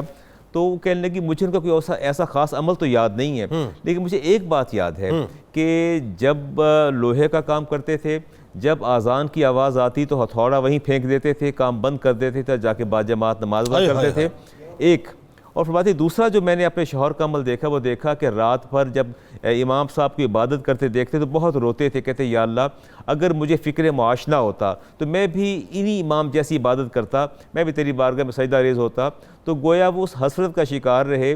तो आप समझ गए, फरमाया कि मुझे लगता है कि उनको जो ये मकाम मिला है इस हसरत नायाब की वजह से मिला है। ये हसरत नायाब जो है बस औक़ात ये भी इंसान को मकाम रफ़िया तक पहुँचा देती है। फ़ुज़ैल बिन इयाज़ रहमतुल्लाह अलैह फरमाते हैं कि आपका शुमार अकाबिर सूफिया में होता है, और मतलब आप ये फरमाते हैं कि कसम है बैतुल्लाह की मेरी आँख ने इब्न मुबारक जैसा देखा ही नहीं, सवाल ही पैदा नहीं होता। बल्कि आप ज़ोदो तक़वे के हवाले से हज़रत इस्माइल बिन इयाश फरमाते हैं कि जो भी अल्लाह ताला ने, क्या जुमले कि जो भी अल्लाह ताला ने खसलत खैर पैदा की है वो अब्दुल्ला इब्न मुबारक में पाई जाती है। कासिम बिन मोहम्मद फरमाते हैं कि मैं आपके साथ सफ़र व हज़र में रहा और मैं बहुत परेशान था कि इबादत जो हम करते हैं वही इबादत आप करते हैं, लेकिन आपको ये मकाम रफ़िया कैसे मैसर आ गया। फरमाते फिर एक दिन मुझे सवाल का जवाब मिल गया। वो जवाब मुझे ऐसे मिला कि हम मौजूद थे, खाना खा रहे थे, अचानक चिराग गुल हो गया और अंधेरा छा गया, और जब तक चिराग को दोबारा रोशन करने में जितना वक्त सर्फ हुआ, फरमाते हैं कि जब हमने उसको दोबारा रोशन किया, चंद लम्हे इस पर लग गए, चंद मिनट लग गए, हमने देखा तो रो रो के आपकी दाढ़ी मुबारक जो आंसू से तर हो चुकी थी और इंतहाई आप पर रिक्कत आ रही थी। और उससे हमने ये नतीजा अख़ज़ किया, ये जो अंधेरा और जो जुल्मत छाई है वक्ती तौर पर, उससे आपको कब्र की जुल्मत याद आ गई और उस तारीकी को याद करके इतना शिद्दत से रोए, इतना शिद्दत से रोए और कि आपकी जो दाढ़ी मुबारक आंसू से तर हो गई। तो गोया जो बंदा इस सतह पर जाके सोचता है, तकवा इस सतह का होगा और खशियत इलाही इस सतह की होगी, तो यकीन उसके मकाम और मर्तबे को मुश्किल।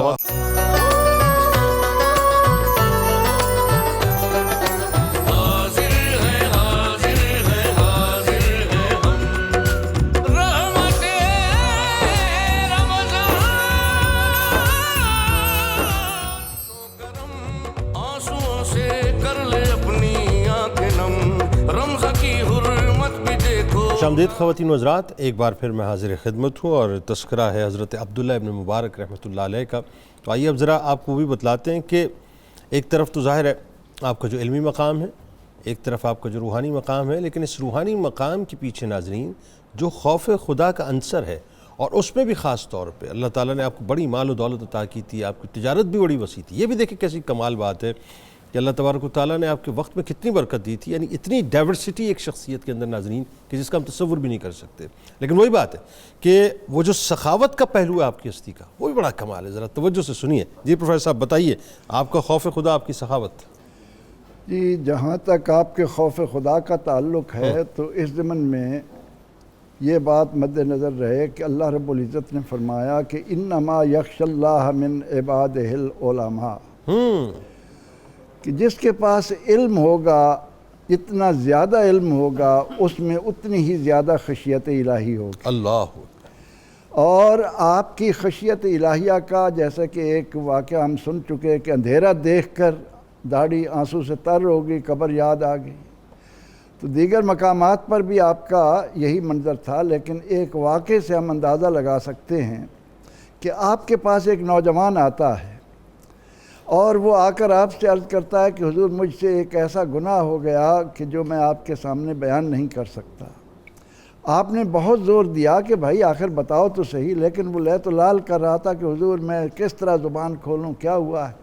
لیکن جب آپ نے اسے مجبور کیا تو وہ آخر کار کہنے پر آ گیا کہ مجھ سے بدکاری ہو گئی ہے۔ اللہ، اب یہ سن کر حضرت عبداللہ بن مبارک رحمۃ اللہ تعالی علیہ کیا فرماتے ہیں کہ تم نے تو یہ بتایا، میں تو ڈر رہا تھا کہ شاید تم نے یہ گناہ کیا ہے کہ تم سے کسی کی غیبت ہو گئی ہے، یعنی وہ اس سے زیادہ بدتر ہے، یعنی اور یہ حدیث شریف میں بھی ہے بالکل۔ جی، جب مردہ بھائی کا گوشت کھانا تو یہ حدیث شریف کا مفہوم یہ بھی ہے نا کہ غیبت جو ہے وہ بدکاری سے زیادہ بدتر ہے۔ پوچھا گیا حضور کیوں؟ فرمایا کہ جو بدکاری کرتا ہے وہ توبہ کرتا ہے، توبہ معاف، لیکن غیبت اس وقت تک معاف نہیں ہوگی جب تک وہ معاف نہ کر جس کا غیبت کی ہے وہ معاف نہ کرے۔ اللہ اکبر۔ تو جن کی یہ کیفیت ہو ان کے خوف خدا کو، اور اسی کا نتیجہ یہ تھا کہ ان کی زندگی کا ایک ایک لمحہ اللہ کو راضی کرنے کے لیے اور اللہ کی رضا میں اس کے بندوں پر سخاوت کرنا بھی ایک بہت بڑا اللہ تعالیٰ کا کرم ہے۔ تو اللہ تعالیٰ نے آپ کو یہ اوصاف بھی اس انداز سے عطا فرمائے تھے۔ علماء نے لکھا ہے آپ کی فیاضی کا یہ عالم تھا کہ آپ اپنے شاگردوں کو بھی اعلیٰ کھانا کھلاتے رہتے تھے، جہاں کہیں جاتے لوگوں کے ساتھ فیاضی سے پیش آتے۔ لیکن آپ کی اس فیاضی کو دیکھ کر علماء نے ایک واقعہ بیان کیا کہ جب حج کا موسم آتا بڑا کمال واقعہ ہے تو آس پاس کے لوگ کہتے کہ یار ایک ایسے باعمل عالم کی صحبت میں ہم چلیں، آپ کے پاس آ کر درخواست کرتے کہ ہم نے آپ کے ساتھ حج پر جانا ہے۔ جی، آپ ان سے کہتے کہ آپ میرے ساتھ چلیں، خرچے آپ کے میں اٹھاؤں گا، کہتے نہیں، ہم خرچہ اپنا خود اٹھائیں گے لیکن آپ کی صحبت میں ہم حج پر جانا چاہتے ہیں۔ پھر آپ ان سے کہتے کہ اچھا لاؤ اپنے خرچے، ایک ایک آدمی جتنا بھی خرچہ ہوتا تھا وہ آ کر آپ کے پاس رکھتا، اور آپ ان تمام لوگوں کی رقوم کو ترتیب کے ساتھ انتہائی دیانتداری کے ساتھ ایک طرف جمع کر کے رکھ دیتے، ایک صندوق کے اندر بند، صندوق کے اندر بند، صندوق چل پڑا آپ کے ساتھ۔ اور اس کے بعد جب ان کے حج پر لے جاتے ان کے سارے اخراجات خود اٹھاتے، بلکہ اس موقع پر مورخین نے لکھا کہ آپ انہیں بڑے مزے کے کھانے، حلوے کا بھی ذکر ہے کہ ان کو حلوے کھلاتے، خوب ان کو اچھے غذائیں دیتے، اور ان کو اشیاء خرید کر دیتے کہ حج کے موقع پر ہوتا ہے کہ ہم گھر والوں کے لیے تحفے لے کر جائیں، وہ بھی ان کو اپنی جیب سے خرید کر دیتے۔ یعنی وہ صندوق میں جو پیسے جمع ہوتے ہیں حج کے بعد وہ تمام پیسے ان کو واپس کر دیتے ہیں؟ جب واپس آتے ہیں تو ان کو بلا کر کے بھائی یہ تیری رقم ہے، جو تم بھی ان کو واپس کر دیا۔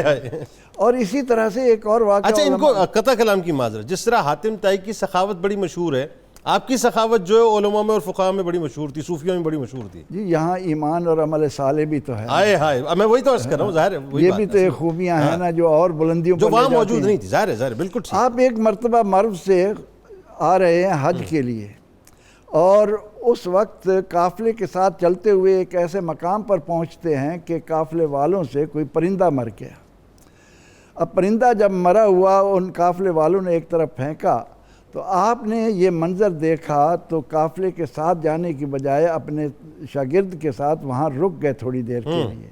جب قافلہ آگے نکل گیا تو آپ نے دیکھا کہ ایک حجرے سے، ایک کمرے سے ایک لڑکی آئی اور وہ آ کر اس مرے ہوئے پرندے کو اٹھا کر لے گئی۔ ٹھیک، فرماتے ہیں کہ میں اس کے پیچھے گیا، میں نے جا کر ان کے دروازے کو کھٹکھٹایا، وہ آئے، میں نے کہا کہ تم یہ مرا ہوا پرندہ کیوں اٹھا کر لائے ہو؟ تو انہوں نے کہا کہ ہم 2 بہن بھائی ہیں جو یہاں رہتے ہیں، ہمارا کوئی پرسان حال نہیں، اتنے روز ہو گئے تھے کہ ہم بھوک سے تڑپ رہے تھے، اب یہ پرندہ مرا ہوا ہماری نظر گزری، ہم چھت سے دیکھ رہے تھے، تو میں نے کہا کہ اس کو لے جا کر، کیونکہ اللہ تعالیٰ نے حالت اضطرار میں مردار کھانے کی اجازت دی ہے، آپ نے اسی وقت اپنے شاگرد کو بلایا اور کہا کہ یہ بتاؤ کہ اس وقت ہمارے پاس جو حج کے اخراجات ہیں ان میں سے کیا بچا ہے؟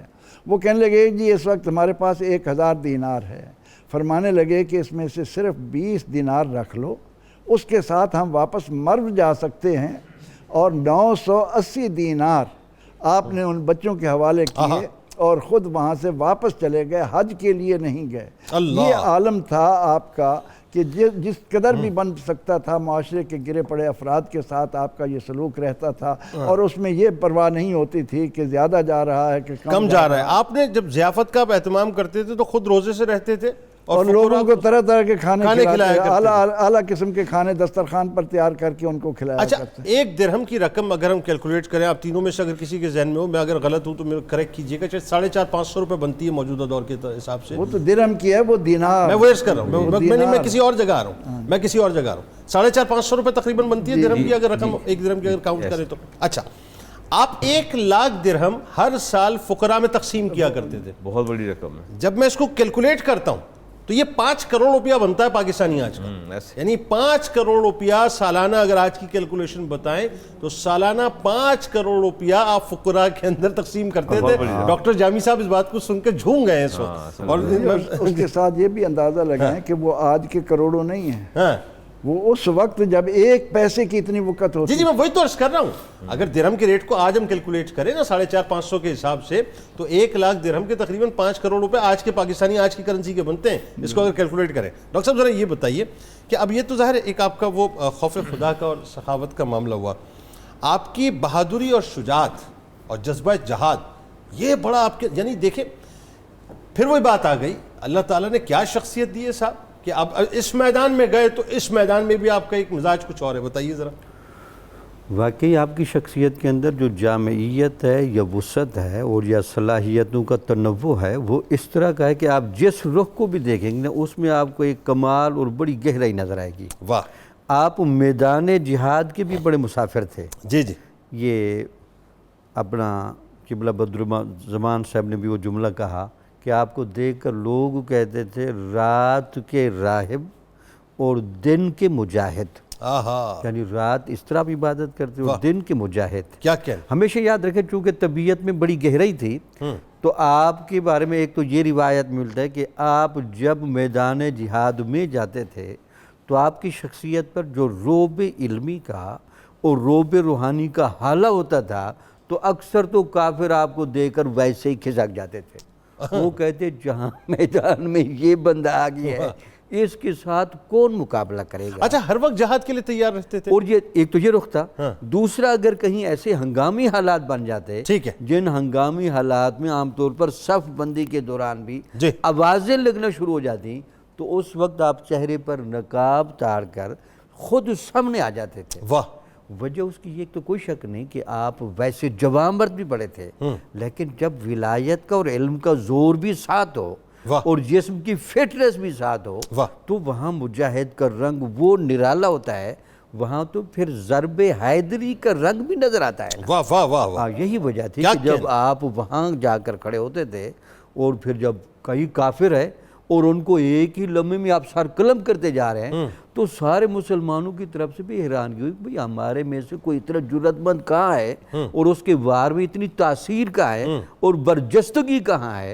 تو وہ جب آپ نے چہرے سے نقاب اٹھایا تو سارے حیران ہو رہ گئے، یہ تو عبداللہ بن مبارک ہیں جن کو یہ فیض حاصل ہے کہ آپ صرف قلوب کو ہی مسخر نہیں کرتے بلکہ آپ باغی اور کافروں کے جسم کو ہی تہس نہس کر دیتے تھے۔ اللہ یعنی یہ مقام اور مرتبہ اللہ تعالیٰ نے آپ کو عطا کیا ہے۔ ذرا کچھ اور گفتگو کرتے ہیں عبداللہ ابن مبارک رحمۃ اللہ علیہ کے حوالے سے کہ تصوف، ظاہر ہے چونکہ یہ آپ کو بڑا ریلیٹڈ سوال ہے کہ صوفیہ کرام کے بارے میں تاریخ میں کم از کم میری نگاہ سے تو ابھی تک ایسی کوئی شخصیت نہیں گزری کہ جن کے بارے میں مطلب یہ تصور بہت واضح ہو کہ جہاں پر ایک طرف یہ مقام و تصوف کے اعتبار سے اور دوسرا جذبہ جہاد اور شوق شہادت والا معاملہ اس طرح سے میدان میں اتر کے، اگر آپ کی نگاہ سے گزری ہو تو مجھے بتائیے کوئی ایسی شخصیت؟ بہرحال وہ چونکہ جامعیت بہت زیادہ ہے، تصوف بنیادی طور پر کن باریکیوں سے گزرتا ہے اور آپ گزرے جی، آپ خود کہتے ہیں کہ ایک تو میں عشق مجازی کے تجربے سے بھی گزرا تھا، ٹھیک، اب آپ کو پتہ ہے کہ عشق مجازی کے تجربے سے کچھ تو تہس نہس ہو جاتے ہیں، کچھ اگر صاحبان بصیرت ہوں وہ عشق حقیقی کے ایسے رنگ میں رنگے جاتے ہیں واہ کہ وہاں حیرانگی ہوتی ہے واہ کہ جب آپ کے کچھ ایسے واقعات ہوئے تو آپ نے جب دیکھا کہ ایک مجازی محبوب کے لیے ساری رات دیوار کے نیچے کھڑا ہوا جا سکتا ہے، تو پھر اللہ کی عبادت کے لیے، اللہ کے ساتھ عشق کے لیے، نبی کے ساتھ عشق کے لیے اے عبداللہ بن مبارک تو کیوں آگے قدم نہیں اٹھا سکتا؟ تو لگتا یہ ہے کہ بعض اوقات یہ مراحل ہوتے ہیں، تو اس مرحلے سے بھی آپ کو بحفاظت گزارا گیا تاکہ آپ مسلسل ترقی کریں۔ واہ، بات آگے بڑھاتے ہیں اور فائنلی اب امت محمدیہ صلی اللہ علیہ وآلہ وسلم کے جو جب میں آپ کی یہ آپ کا انالیسس پڑھتا ہوں تو ایسا لگتا ہے کہ مطلب امت کے لیے ایک پورا کوڈ آف لائف اس کے اندر موجود ہے۔ آپ نے 5 طبقے جو بیان کیے ہیں وہ 5 طبقے ایسے ہیں جو گفتگو انتہائی نصیحت آموز ہے، ذرا بتائیے کیا فرمایا آپ نے؟ اچھا دیکھیے، یہ ایسے 5 طبقات کی نشاندہی کی ہے جو معاشرے کے اندر ریڑھ کی ہڈی کی حیثیت رکھتے ہیں، بالکل ٹھیک، اور وہی جو طبقات ہیں وہی بون آف کنٹینشن بنے ہیں۔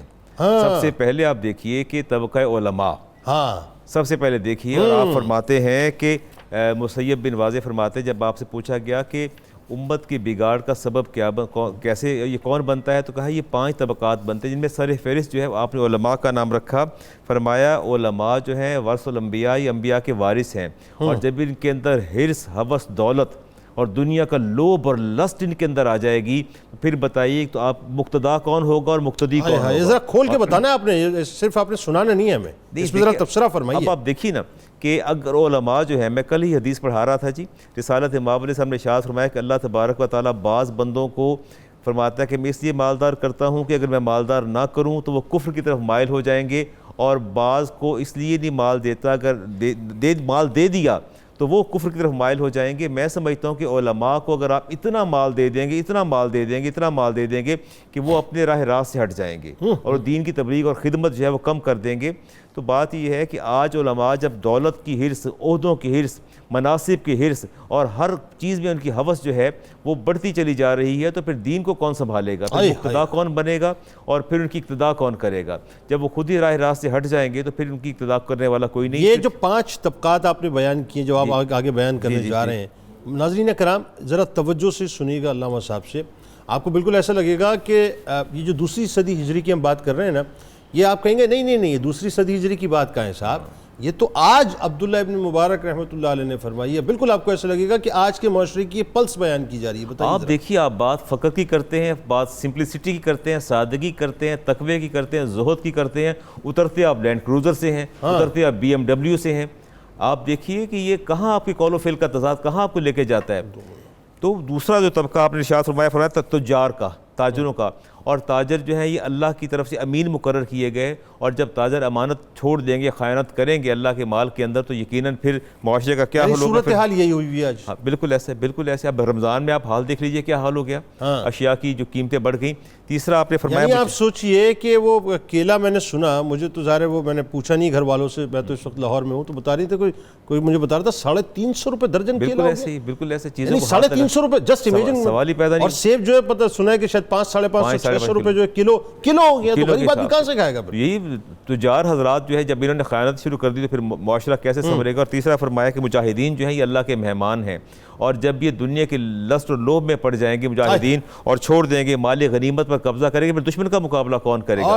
اشرافیہ جو ہیں، اس کے بعد اشرافیہ جو ہیں اصل بادشاہ یہ ہیں، اور جب یہ اپنے آپ کو نہیں سنبھالیں گے تو پھر ملک و ملت کو کون سنبھالے گا؟ اور فرمایا آخر میں حکمران طبقہ۔ سر وہ آخر میں حکمران، اس سے پہلے وہ جو آپ اشرافیہ کی بات کر رہے ہیں وہ 2% طبقہ ہے، وہ 2% طبقہ ہے، آج بھی ایلیٹ جو ہے، وہ ایلیٹ جو ہے پورے پاکستان پہ رول کر رہا ہے، پورے پاکستان پہ رول کر رہی ہے، پورے پاکستان پہ آپ کچھ بھی نہیں کر سکتے۔ بالکل، اور وہی سارے گیم چینجر بھی وہی ہیں، گیم چینجر بھی وہی ہیں، اور ساری گیم کو بدلتے ہیں۔ اور فرمایا آخر میں حکمران طبقہ، فرمایا کہ حکمران طبقہ جب یہ بھیڑیے کی طرح اب بھیڑیوں کے روپ دھار لیں گے تو پھر معاشرہ اور امت پوری کی پوری برباد ہو جائے گی. مطلب کرسی کا کھیل. بالکل. اور جب دیکھیں جب یہ اپنے آپ کو نہیں سنبھالیں گے, یہ اپنی کرسی کے پیچھے دوڑیں گے, اپنے مناصب اور عہدوں کے پیچھے دوڑیں گے, تو نتیجہ پھر کیا نکلے گا؟ پھر امت کا اور قوم کا ستیہ ناس ہوگا اور قوم جو ہے وہ زوال پذیر ہو جائے گی, روبہ زوال ہو جائے گی. یہ 5 طبقات کی آپ نے نشاندہی فرمائی کہ اگر یہ 5 طبقات جو ہیں, اور میں سمجھتا ہوں یہی طبقات بون آف کنٹینشن بنے ہیں, اگر یہ اپنی اصلاح کر لیں یہ طبقات جو ہیں, تو میں سمجھتا ہوں کہ امت بھی سنور جائے گی اور قوم بھی سنور جائے گی اور معاشرہ بھی سنور جائے گا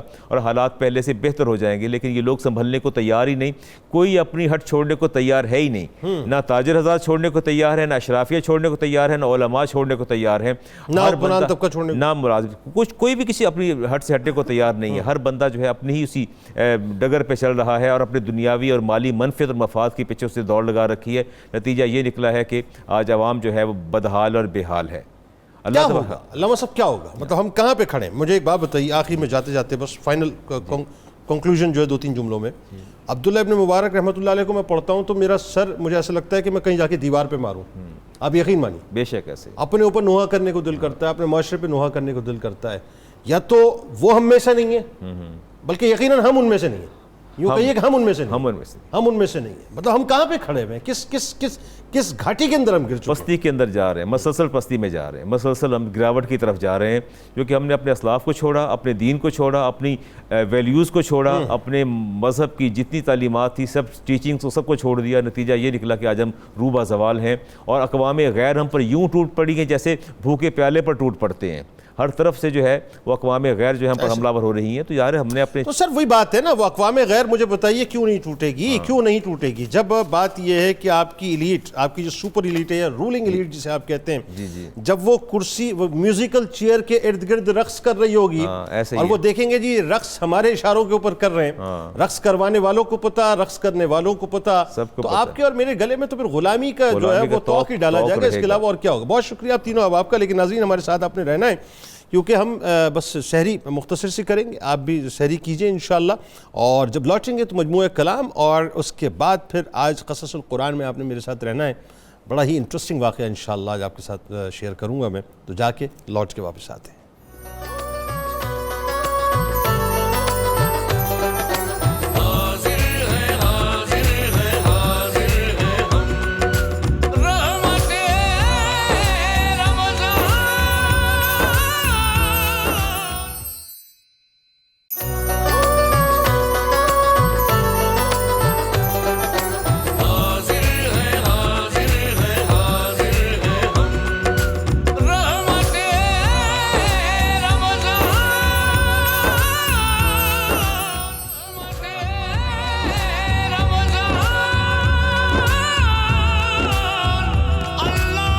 خوش آمدید خواتین و حضرات, ایک بار پھر رحمت رمضان میں خصوصی براہ راست نشریات کے ساتھ, اور سیگمنٹ ہے قصص القرآن. اچھا, آج آپ کو جو میں ناظرین واقعہ سنانے والا ہوں وہ بیسکلی حضرت عزیر علیہ السلام کا ہے, اور ان کے بارے میں روایات میں آتا ہے کہ 100 برس تک اللہ تبارک و تعالیٰ نے موت کو ان پر طاری کر دیا اور 100 برس کے بعد وہ زندہ ہو گئے. اور اسی واقعے کے بعد ناظرین یہودیوں نے آپ کو اللہ کا بیٹا معاذ اللہ کلیم کرنا شروع کر دیا. یہ جو ان کا عقیدہ ہے وہ اسی واقعے کے بعد ہے. اب ہوا کیا ذرا سمجھیے گا. اکثر مفسرین کے نزدیک ناظرین یہ واقعہ حضرت عزیر علیہ السلام کا ہی ہے, جو بنی اسرائیل کے ایک نبی تھے. اس واقعے کی تفصیل کچھ اس طرح سے ہے کہ جب بنی اسرائیل کی بدعمالیاں بہت بڑھ گئیں تو ان پر اللہ تبارک و تعالیٰ کی طرف سے عذاب آیا کہ بخت نظر بابلی ایک کافر بادشاہ نے بہت بڑی فوج کے ساتھ بیت المقدس پر حملہ کر دیا اور شہر کے 1,00,000 باشندوں کو قتل کر دیا اور 1,00,000 لوگوں کو ملک شام میں ادھر ادھر بکھیر دیا اور 1,00,000 کو گرفتار کر لونڈی اور غلام بنا لیا. حضرت عزیر علیہ السلام بھی ناظرین انہی قیدیوں میں تھے. اس کے بعد اس کافر بادشاہ نے پورے شہر بیت المقدس کو توڑ پھوڑ کر یعنی مکمل طور پہ مسمار کر دیا اور ویران کر دیا. اچھا, اب یہ بخت نصر تھا کون ناظرین, یہ پہلے ذرا سمجھ لیجئے. قوم عمالقہ کا یہ ایک لڑکا تھا اور ان کے بت نصر کے پاس لاوارث پڑا ہوا تھا. یعنی جب لوگوں کو یہ لاوارث طور پہ ملا تو اس کے چونکہ باپ کا نام کسی کو معلوم نہیں تھا, اسی لیے لوگوں نے اس کا نام بخت نصر یعنی نصر کا بیٹا رکھ دیا تھا. اچھا, اب خدا کی شان ہے کہ یہ لڑکا بڑا ہوا تو بادشاہ کی طرف سے سلطنت بابل کا یہ گورنر بنا دیا گیا. پھر اس کے بعد ناظرین دنیا کا سب سے بڑا بادشاہ ہو گیا.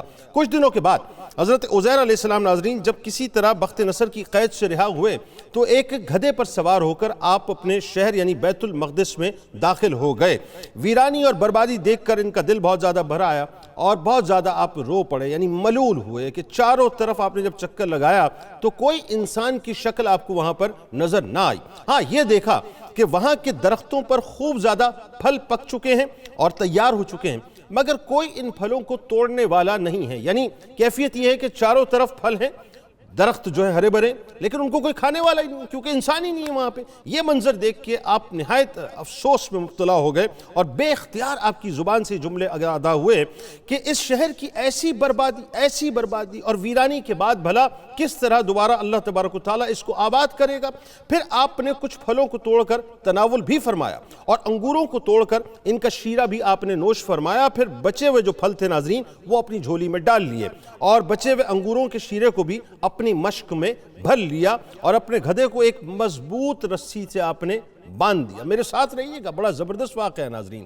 پھر آپ ناظرین ہوا یہ کہ ایک درخت کے نیچے آپ لیٹ گئے اور آرام کرنے لگے یعنی آپ سو گئے. اسی نیند کی حالت میں آپ کو وفات آ گئی اور اللہ تبارک و تعالیٰ نے درندوں سے, پرندوں سے, چرندوں سے, جنوں انس سے سب کی آنکھوں سے آپ کو مکمل طور پہ اوجھل کر دیا. یعنی یوں سمجھ لیجئے کہ ایک پردہ قدرت نے ان تمام مخلوقات کی نگاہوں کے سامنے رکھ دیا کہ کوئی بھی آپ کو دیکھ نہیں سکتا تھا, لیکن آپ پیڑ کے نیچے سو چکے تھے. آپ سوئے تھے لیکن اللہ تعالیٰ نے موت کو آپ پر طاری کر دیا اور تمام مخلوقات کی نگاہوں سے آپ کو محو کر دیا تھا. یہاں تک تو آپ بات سمجھ گئے ہوں گے. اچھا جی, وہ یہ ناظرین کے 70 برس کا زمانہ تقریباً گزر چکا یعنی 70 ایئرز اب گزر چکے ہیں, ذہن میں رکھیے گا. اور درخت آپ کے ذہن میں رہے, درخت کے نیچے آپ آرام کر رہے ہیں, آپ اپنے تئی سوئے ہیں, اللہ تعالیٰ نے آپ پر موت طاری کر دی ہے اور 70 برس گزر چکے ہیں.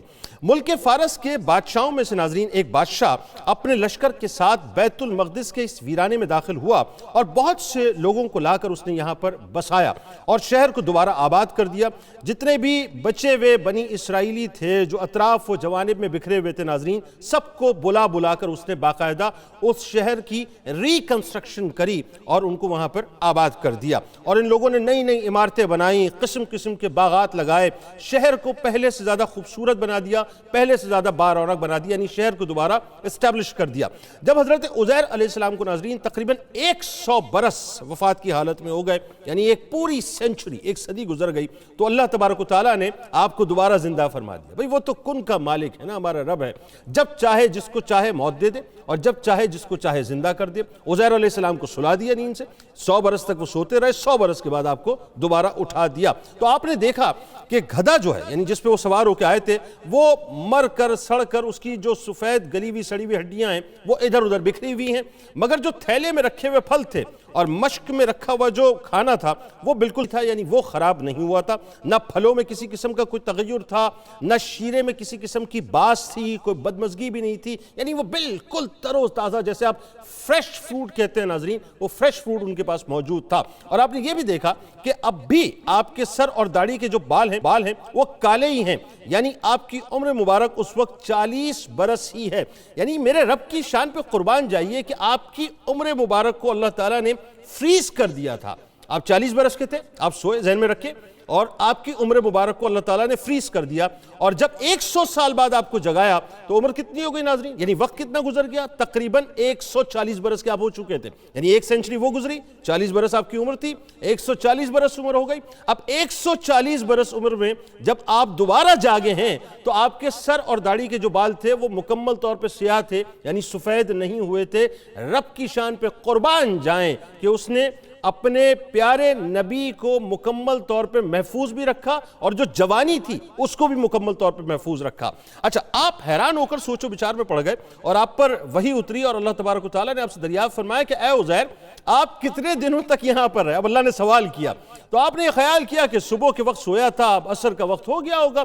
یہ جواب دیا میں دن بھر یا دن بھر سے کم سوتا رہا ہوں. تو اللہ تبارک و تعالیٰ نے فرمایا کہ نہیں, اے عزیر تم پورے 100 برس تک یہاں ٹھہرے رہے ہو؟ اب تم ہماری قدرت کا نظارہ کرنے کے لیے ذرا اپنے گدھے کو دیکھو، اس کی ہڈیاں گل سڑ کر مکمل طور پہ بکھر چکی ہیں، اور اپنے کھانے کی طرف نظر ڈالو، نہ اس میں کوئی خرابی ہے نہ بگاڑ پیدا ہوا ہے۔ پھر ارشاد فرمایا کہ اے عزیر، اب تم دیکھو کہ کس طرح ہم ان ہڈیوں کو اکٹھا کرتے ہیں، ان پر گوشت پوست چڑھاتے ہیں اور اس گدھے کو زندہ کرتے ہیں۔ چنانچہ حضرت عزیر علیہ السلام نے دیکھا کہ اچانک بکھری ہوئی ہڈیوں میں ناظرین حرکت پیدا ہونا شروع ہو گئی، اور ایک دم تمام ہڈیاں جمع ہو کر اپنے اپنے جوڑ سے آ کر ملنا شروع ہو گئیں۔ 100 برس ہو چکے ہیں ناظرین، ذہن میں رہے، اور 100 برس بعد اللہ تعالیٰ نے اس کو جانور کو حکم دیا، گدھے کو، اور فوراً ہڈیاں جو ہیں ملنا شروع ہو گئی، یعنی اس کا ڈھانچہ جسے آپ اسکیلیٹن کہتے ہیں وہ تیار ہونا شروع ہو گیا۔ لمحے بھر میں وہ ڈھانچہ جو ہے گوشت پوست کے ساتھ ناظرین مکمل طور پہ تیار ہو کے زندہ ہو کے کھڑا ہو گیا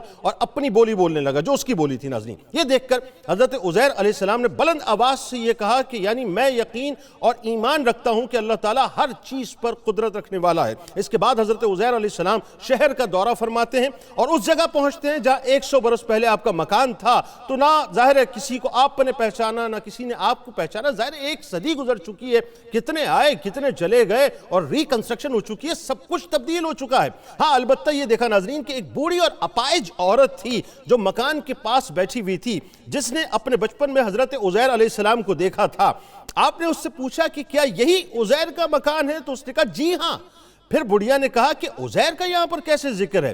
ان کو تو 100 برس ہو گئے، ان کا تو کوئی پتہ ہی نہیں، وہ لاپتہ ہو چکے ہیں۔ یہ کہہ کر بڑھیا جو ہے ان کی محبت کے اندر رونے لگی۔ ظاہر 100 برس بعد عزیر علیہ السلام کا ذکر آیا تو آپ نے فرمایا کہ اے بڑھیا، میں ہی عزیر ہوں، مجھے اللہ تعالیٰ نے 100 برس تک مردہ رکھا، پھر مجھے زندہ فرما دیا، اب میں اپنے گھر پر آیا ہوں۔ تو بڑھیا نے کہا کہ عزیر تو ایسے باکمال تھے، اب اس کے ذہن میں آپ کا ایک معجزہ تھا، اس نے ریکال کروایا، وہ تو ایسے باکمال تھے کہ ان کی ہر دعا قبول ہوتی تھی، یعنی اگر آپ واقعی عزیر ہیں تو میرے لیے دعا کر دیجئے، میری آنکھوں میں روشنی آ جائے اور میرا فالج جو ہے وہ ٹھیک ہو جائے۔ تو حضرت عزیر علیہ السلام نے دعا کر دی تو بڑھیا کی بینائی واپس آ گئی ناظرین، اور اس کا فالج بھی فوراً ٹھیک ہو گیا۔ ظاہر نبی کی شان ہے، نبی کو اللہ تعالیٰ نے معجزہ دیا۔ پھر اس نے غور سے آپ کو جب دیکھا، بالکل غور سے دیکھا، آنکھیں آ چکی تھی، تو پہچان لیا اور بول اٹھی کہ میں شہادت دیتی ہوں کہ آپ یقیناً عزیر علیہ السلام ہی ہیں۔ پھر وہ آپ کو لے کر بنی اسرائیل کے محلے میں گئی۔ اتفاق سے ناظرین اس وقت سب لوگ مجلس کے اندر بیٹھے ہوئے تھے۔ اب ذہن میں رہے 100 برس گزر چکے ہیں، آپ کے چند پوتے بھی وہاں تھے جو سب بوڑھے ہو چکے تھے، اور یہ کیسی کمال بات ہے ناظرین، یعنی پوتے بوڑھے ہو چکے تھے۔ آپ اسیوم کیجئے لیٹ سے ان کی عمر جو ہے وہ ہوگی تقریباً 100 برس کے قریب، 80-90-100 برس، تو جو پوتا ہے وہ 100 برس کا ہے، اور جو دادا آ رہے ہیں وہ 40 برس کے، ان کی عمر جو ہے اس وقت وہیں پہ ہے۔ بہرحال بڑھیا نے مجلس میں شہادت دی اور اعلان کیا کہ اے لوگوں، بلا شبہ یہ حضرت عزیر علیہ السلام ہی ہیں، مگر کسی نے بڑھیا کی بات کو صحیح نہ مانا۔ اتنے میں ناظرین ان کے لڑکے نے کہا، اب ان کے لڑکے بولے کہ میرے باپ کے دونوں کاندھوں کے درمیان ایک کالے رنگ کا مسا ہے جو چاند کی شکل کا ہے، چنانچہ آپ نے اپنا کرتا اتار کر دکھایا تو وہ مسا وہاں پہ موجود تھا۔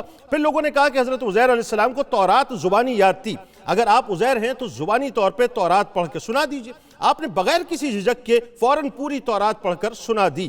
بخت نصر بادشاہ نے بیت المقدس کو تباہ کرتے وقت ناظرین 40,000 تورات کے عالموں کو چن چن کر قتل کیا تھا، اور تورات کی کوئی جلد بھی زمین پر اس وقت باقی نہیں تھی۔ اب سوال یہ پیدا ہوا کہ حضرت عزیر علیہ السلام نے تورات صحیح پڑھی ہے یا غلط پڑھی ہے، اس کا فیصلہ کون کرے گا؟ تو ایک آدمی نے کہا کہ میں نے اپنے باپ سے یہ سنا تھا کہ جس دن ہم لوگوں کو بخت نصر نے گرفتار کیا تھا، اس دن ایک ویرانے میں ایک انگور کی بیل کی جڑ میں تورات کی ایک جلد دفن کر دی تھی۔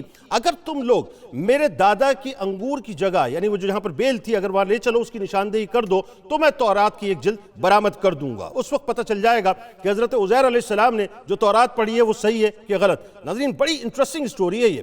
چنانچہ لوگوں نے تلاش کر کے اس زمین کو کھودا، اور کھودنے کے بعد جو تورات کی جلد تھی وہ نکالی، اور حرف با حرف حضرت عزیر علیہ السلام کی یاد کی ہوئی اور سنائی ہوئی تورات کے مطابق ایگزیکٹلی وہ تورات کی کتاب تھی، یعنی اس کے نسخے موجود تھے۔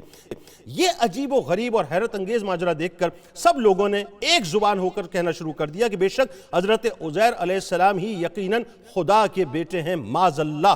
چنانچہ اسی دن سے یہ غلط اور مشرکانہ عقیدہ یہودیوں میں پھیل گیا کہ معاذ اللہ حضرت عزیر علیہ السلام خدا کے بیٹے ہیں۔ چنانچہ ناظرین آج تک دنیا بھر میں جتنے بھی آپ کو یہودی نظر آتے ہیں، اسی باطل عقیدے پر وہ جمے ہوئے ہیں کہ حضرت عزیر علیہ السلام کوئی اور نہیں ہے ہیں بلکہ اللہ کے بیٹے ہیں۔ اللہ تعالیٰ نے قرآن مجید میں سورہ بقرہ میں واقعے کو ان الفاظ میں بیان کیا ہے کہ یا اس حضرت عزیر کی طرح جو ایک بستی بیت المقدس پر گزرے اور وہ اپنی چھتوں کے بل گری پڑی تھی، تو انہوں نے کہا کہ اس بستی کو اس کی موت کے بعد اللہ کیوں کر جلائے گا؟ تو اللہ تعالیٰ نے انہیں 100 برس تک مردہ رکھا، پھر ان کو زندہ فرمایا۔ اللہ تعالیٰ نے فرمایا کہ تم کتنے دن یہاں ٹھہرے؟ تو انہوں نے کہا کہ دن بھر ٹھہرا ہوں یا کچھ کم۔ تو اللہ تعالیٰ نے فرمایا کہ نہیں، آپ تو 100 برس تک یہاں ٹھہرے رہے ہیں، اور آپ اپنے کھانے اور پینے کی چیز کو دیکھ لیجئے کہ وہ سڑی نہیں ہے، اور اپنے گدھے کو دیکھیے جس کی ہڈیاں تک سلامت نہ رہیں، اور اس لیے کہ ہم آپ کو لوگوں کے لیے اللہ کی نشانی بنا دیں، اور ان ہڈیوں کو دیکھو کہ ہم انہیں اٹھا دیتے ہیں، پھر انہیں گوشت پہناتے ہیں۔ جب یہ معاملہ ان پر ظاہر ہو گیا تو انہوں نے کہا کہ میں خوب جانتا ہوں کہ اللہ سب کچھ کر سکتا ہے۔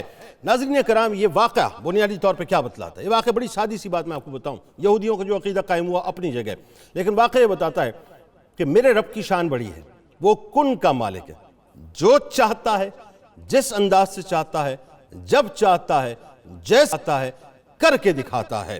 میرے رب نے حضرت عزیر علیہ السلام کو 100 برس تک سلائے رکھا اپنی نشانی دکھانے کے لیے۔ ایک نشانی ناظرین ذہن میں رہے، وہ عبرت کا نشان جو بناتا ہے، جن کو وہ دردناک عذاب دیتا ہے، جن سے وہ ناراض ہوتا ہے، جن کو پسند نہیں کرتا، ان کو عبرت نشان بناتا ہے۔ فرعون کی ممی آج بھی ناظرین عبرت نشان بنی ہوئی ہے۔ قوم عاد یعنی ہود علیہ السلام جس قوم پر اتارے گئے، آج بھی ان کے کھنڈرات محلات پہاڑوں کی صورت میں موجود ہیں۔ قوم سمود کے پہاڑ آج بھی موجود ہیں ناظرین، جہاں پر وہ اپنے گھروں کو پہاڑوں کو چیر چیر کر گھر بنایا کرتے تھے۔ اس طرح کئی اقوام کے تذکار موجود ہیں۔ آپ قوم سدوم کی طرف چلے جائیے جو اسرائیل کے مغرب میں موجود ہے، اور اپنا اسرائیل بلکہ یوں کہیے جارڈن کے مغرب میں اور اسرائیل کے ایسٹ میں موجود ہے۔ وہ جگہ آج بھی موجود ہے جسے آپ ڈیڈ سی کہتے ہیں، وہ بھی اللہ تعالیٰ نے عبرت نشان بنائی۔ لیکن عزیر علیہ السلام بنیادی طور پر اللہ کی وہ نشانی ہے جس سے اللہ کی شان کا ہمیں پتہ چلتا ہے کہ میرا آپ کا رب کتنی شان والا ہے۔ انشاءاللہ آج شام 4 بجے افطار کی خصوصی براہ راست نشریات میں زندگی شرط ہے ملاقات ہوگی۔ اس دعا، اس امید، اس یقین کے ساتھ اجازت دیں۔